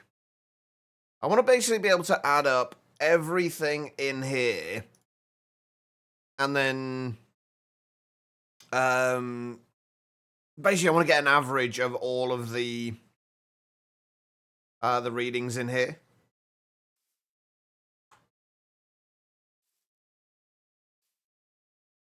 Oh, except... That's not going to work, is it? Basically, I'm trying to work out what like, the transfer rate is. So basically, if we set this to 2 of those, and then we read the first number, and then the second number, then divide them.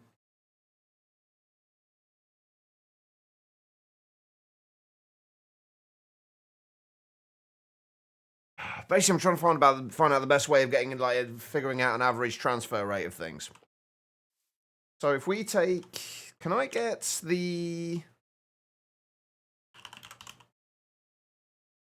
first and the second value of these? Because this is as much figuring stuff out with integrated dynamics now as it is Ars Nouveau. But this will help with anything else we test for later. Okay. We might need a few of these. For various things. Basically, right, can we get the 2 different values from here?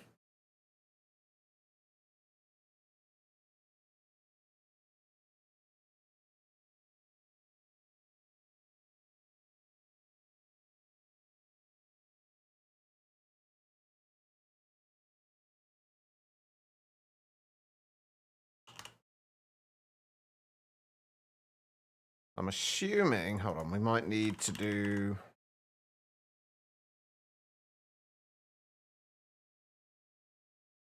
integer 0.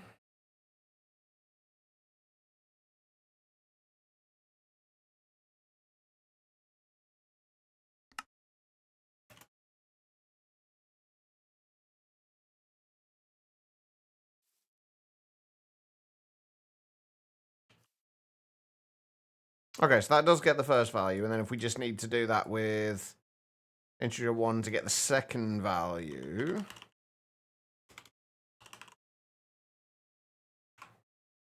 There's probably a much easier way of doing this.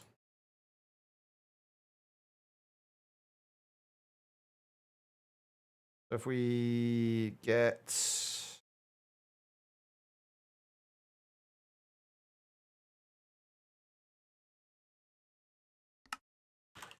That's value 2.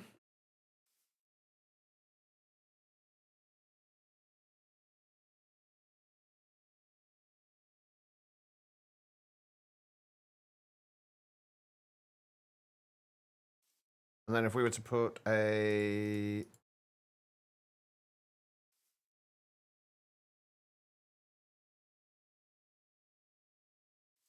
Yeah, okay, right. We can get both values.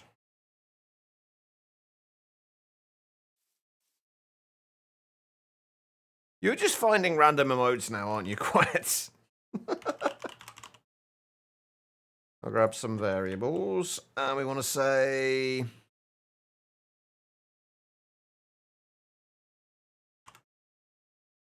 Subtract... value 2 minus value 1.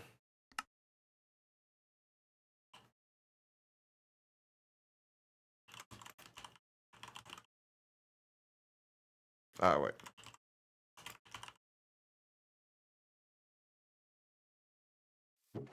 And that should allow us to get the difference between the two of them.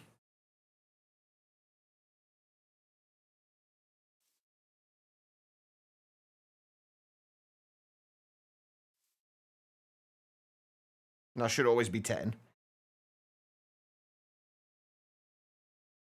And we should also be able to get this... am I going to need another delayer for this? I am, aren't I?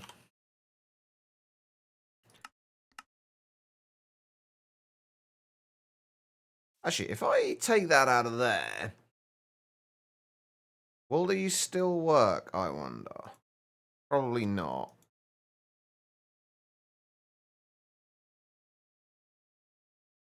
Yeah, I don't think so.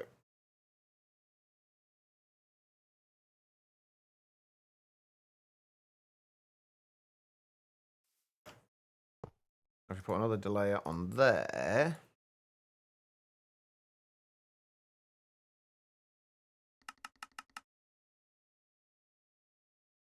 I don't know if that's going to work, actually.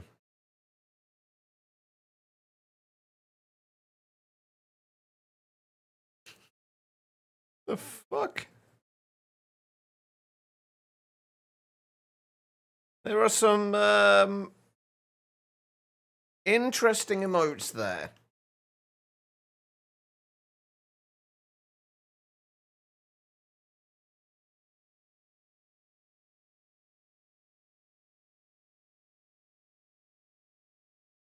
I'm not sure that's actually going to be any use doing that.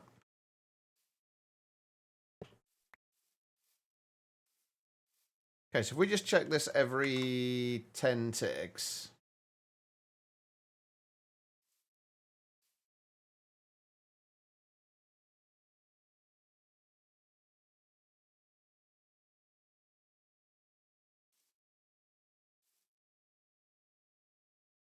This is not a very accurate way of doing this, honestly.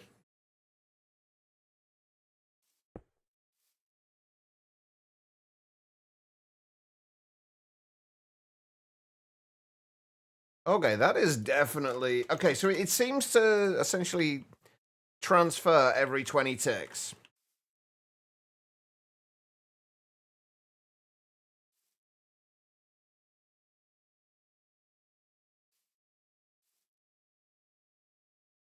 Okay, hang on. If we put...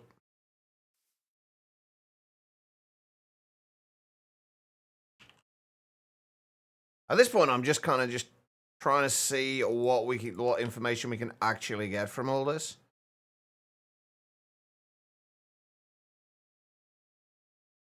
That's actually the one we want. Oh, I kind of want that one. Damn it. Oh god, what have I taken out? Was it that?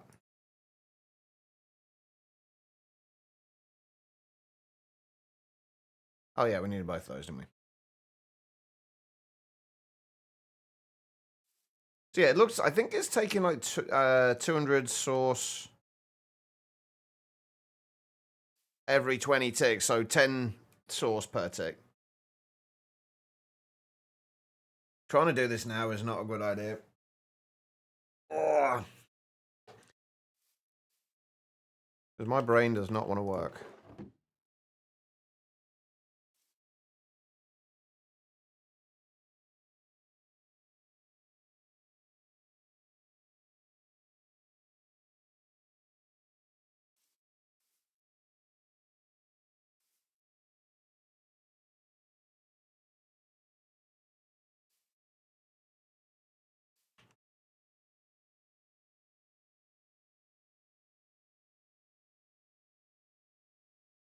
Okay, so it does store sauce in there by the looks of it.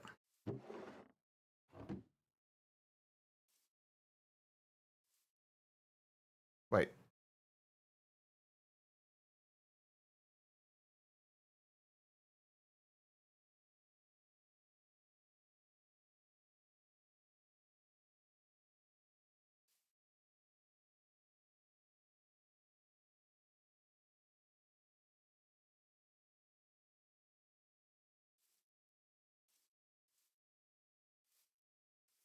Oh, I'm not. But basic general gist is we can get sauce that way. Right. Give me 2 seconds. I'll be right back, chat.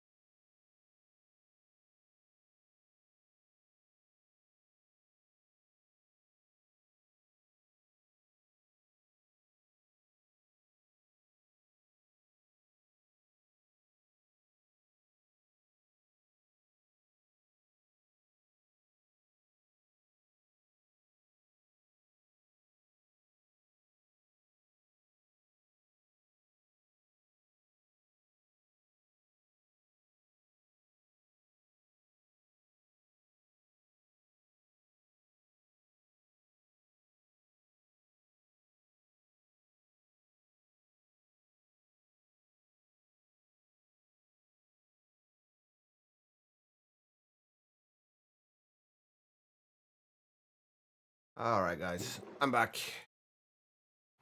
Apologies for that. We ran out of sauce. That's fine, though. I'm not sure quite, honestly. I'm getting frustrated with myself at the moment.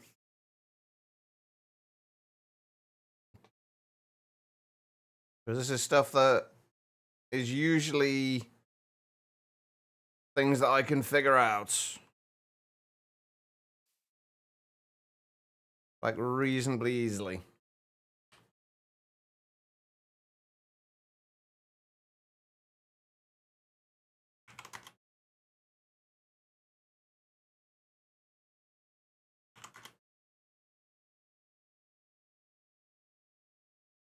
It does look like these only update every 20 ticks, though, rather than every 20 ticks rather than every tick. It's not integrated dynamics that's the problem. It's me. My brain is just because I've not slept well for the last few days. Just the kind of the logical flow of things just isn't making sense in my head at the moment. There's things that I've done before as well, which is what's the most frustrating. Like, I've done this all before, but it's just not going very well today because my brain is just not cooperating.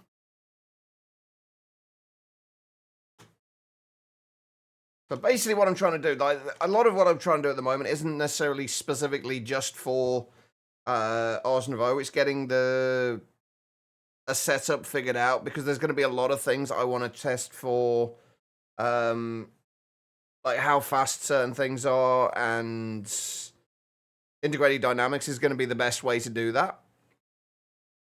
And mostly a lot of this is just, like, it's not necessary, it's just something that I generally, or usually enjoy.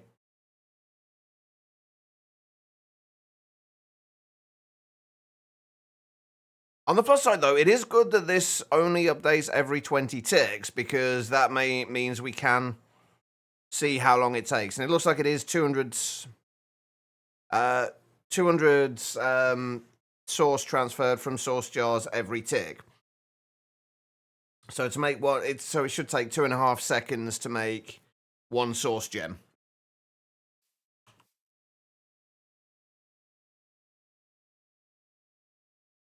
Which is good to know.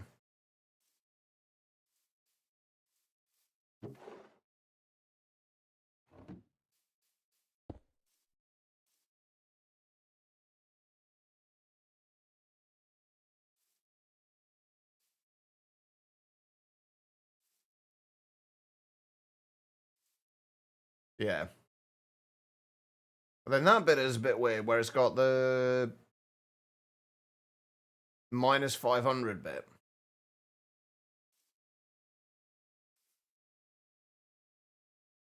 Oh, but I guess it does when that's basically when it's finished crafting. But it seems like there's a slight delay there between it crafting and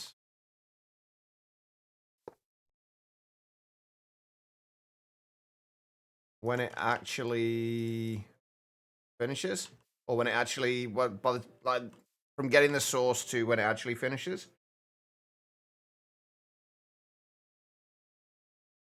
And then it takes 500 away from the source that's in there. General gist is, if you can get 500 source every 2.5 seconds, then you can constantly keep up with whatever's being crafted, or so with source gems at least. Hang on.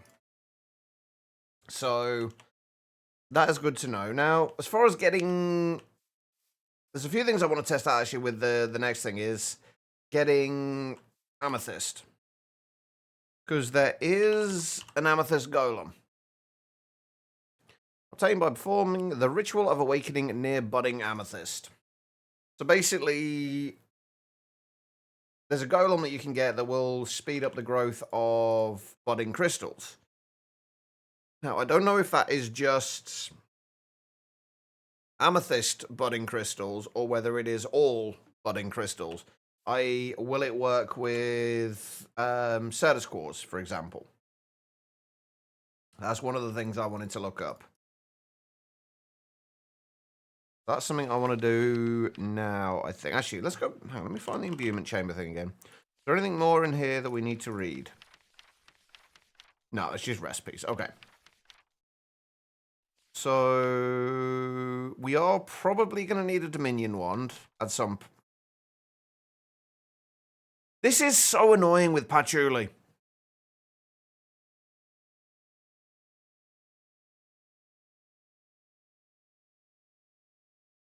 You can't read it. Like, you literally have to put it in auto GUI scale to actually read it. Right, a tool for configuring source relays and automation entities to set a transfer path. Use the wand on the object that you would like to take source from, and then use it on the block you would like to send source to. For example, source jar to source relay to source relay, or source relay to source jar. Clear connections. Sneak can use this wand on a relay. If you sneak use it on the air, it will switch to strict mode, allowing to specify the side of the block to use. So basically, we've got to make ourselves a Dominion wand. That's brightness. That's not what we need to change.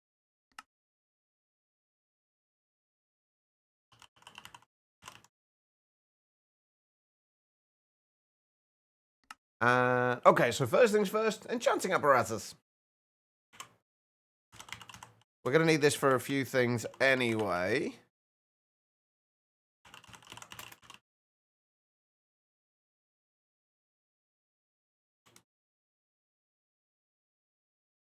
Wait. What the hell is it actually called? I could have sworn it was enchanting apparatus, but it was the actual name of it.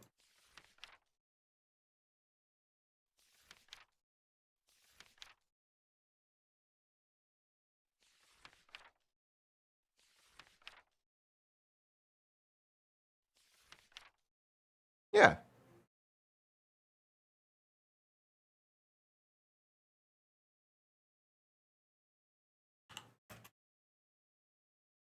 Okay, for some reason I have no idea why I couldn't find that before. I'm going blind. And what was the other bit we needed? The arcane core.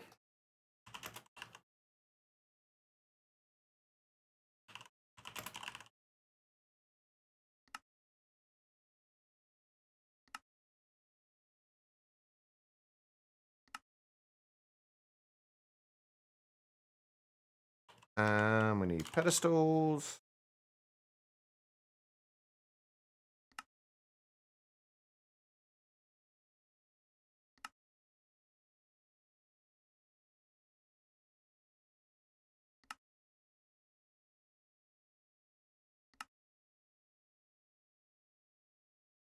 There we go, right. Let's just put this down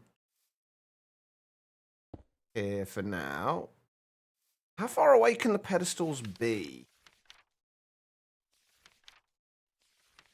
Enchanting apparatus utilizes pedestals and swords for crafting. To use the enchanting apparatus, place any number of arcane pedestals within 3 blocks. Okay. With their items, once you have filled the pedestals, use the middle item on the enchanting apparatus block. Enchanting apparatus requires an arcane core beneath it in order to work.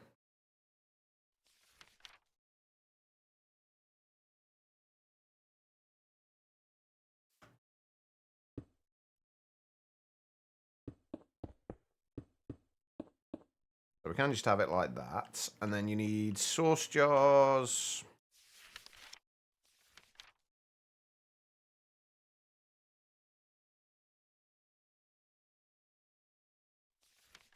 Doesn't tell you how far away the source jars can be.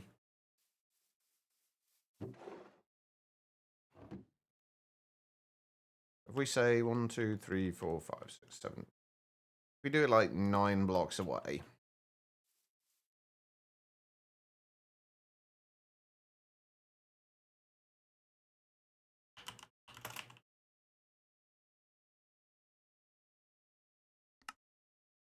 So we just need stick, 2 source gems, and a gold ingot. Wait, does that use source?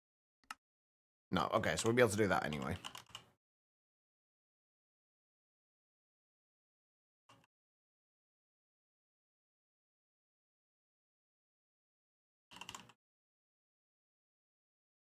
It was a gold ingot, right?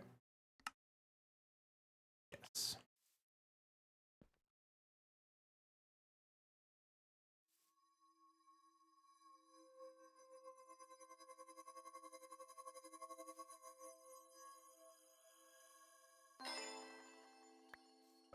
We have a Dominion wand.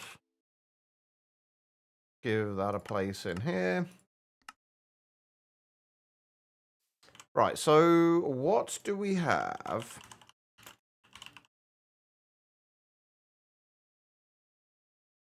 Oh, no wonder I couldn't find it. I was using 1p instead of 2.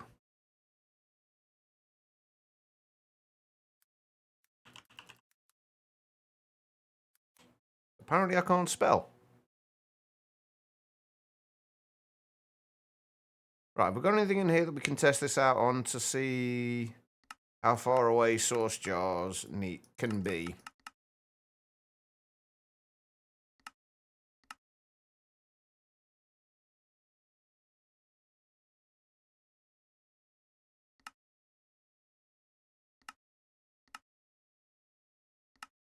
Trying to find something that we've got that's easy to make.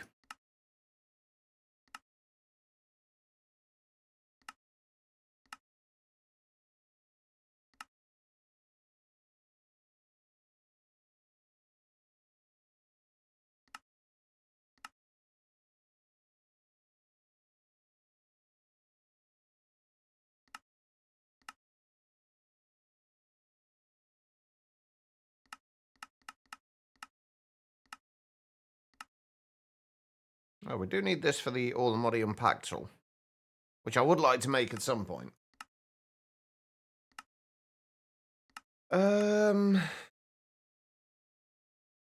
Enchanter's Shield. There's so much stuff we still need to...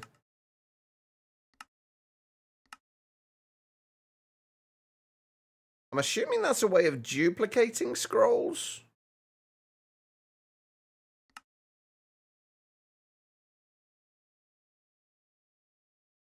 Wait, an ME Source Jar? I feel like they didn't have those before.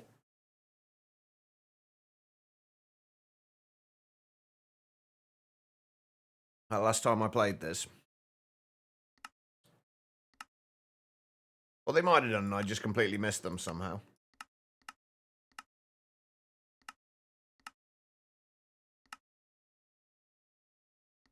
Wait, we should be able to do the Mage Bloom seeds in here, right? Because that is definitely something we need to get. And Starbuncle Charms. Do I have any... Did I find any Starbuncle tokens? I did.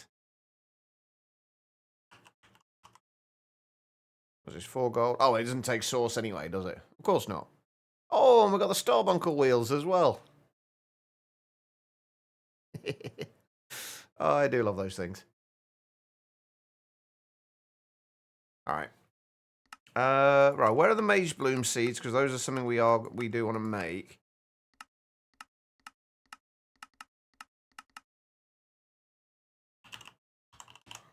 I'm sure they're made in here. Yeah, just seeds and 4 source gems. So I want to see if...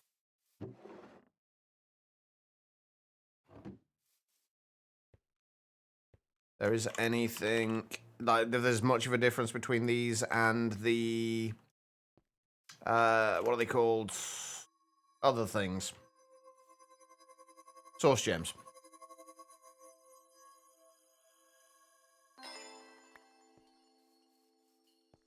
And I don't know if there is. Alright, let's see.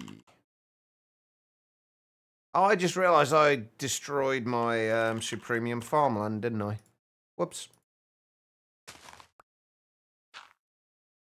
Oh, that's fine.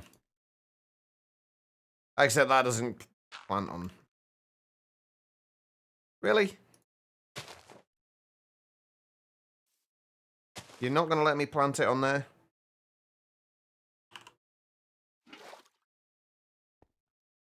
You have to be on actual farmland? Oh, I actually have farmland.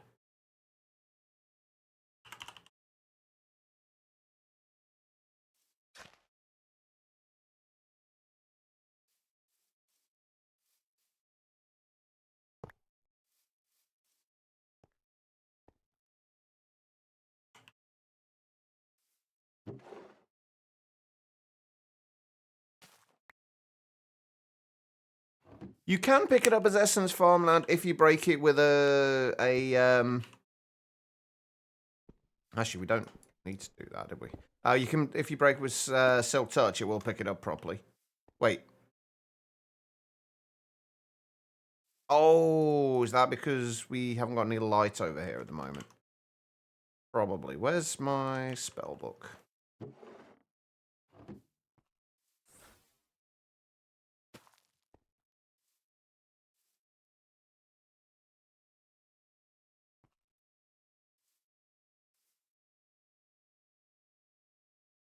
No, I'm just going to wait until this grows a little bit.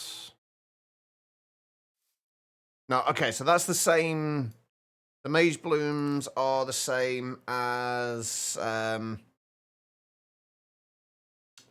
source berries.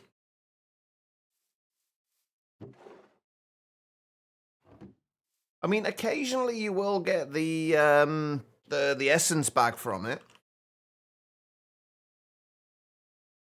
Occasionally.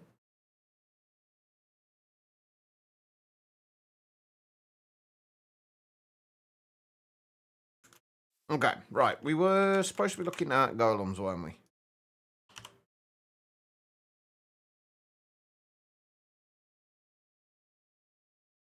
Which we needed a ritual for. It's only occasional, yeah. You don't always get it back.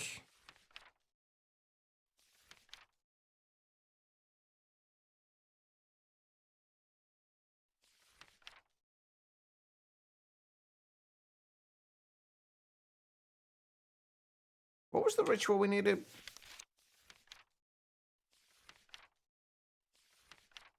Amethyst golems will harvest, grow and collect amethyst near its home. To obtain an amethyst golem, perform the ritual of awakening near budding amethyst to obtain the amethyst golem charm. Alright, so we're going to need to go and get some... hang on, let me just get rid of a bunch of this stuff.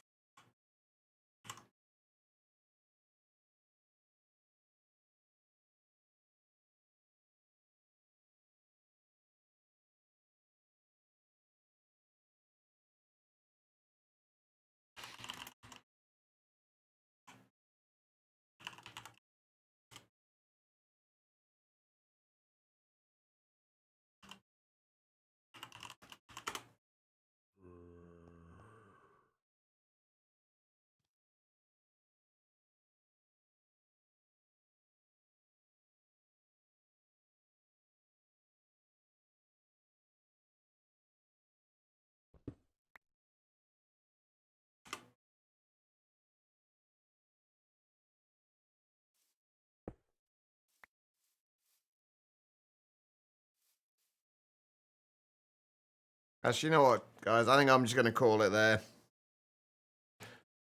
Thank you, everyone, for being here. Apologies, it's been such a kind of lackluster stream today. I'll hopefully be able to sleep a little bit better tonight and feel a little bit better tomorrow. I do apologize. But thank you for those who are here. Take care of yourselves.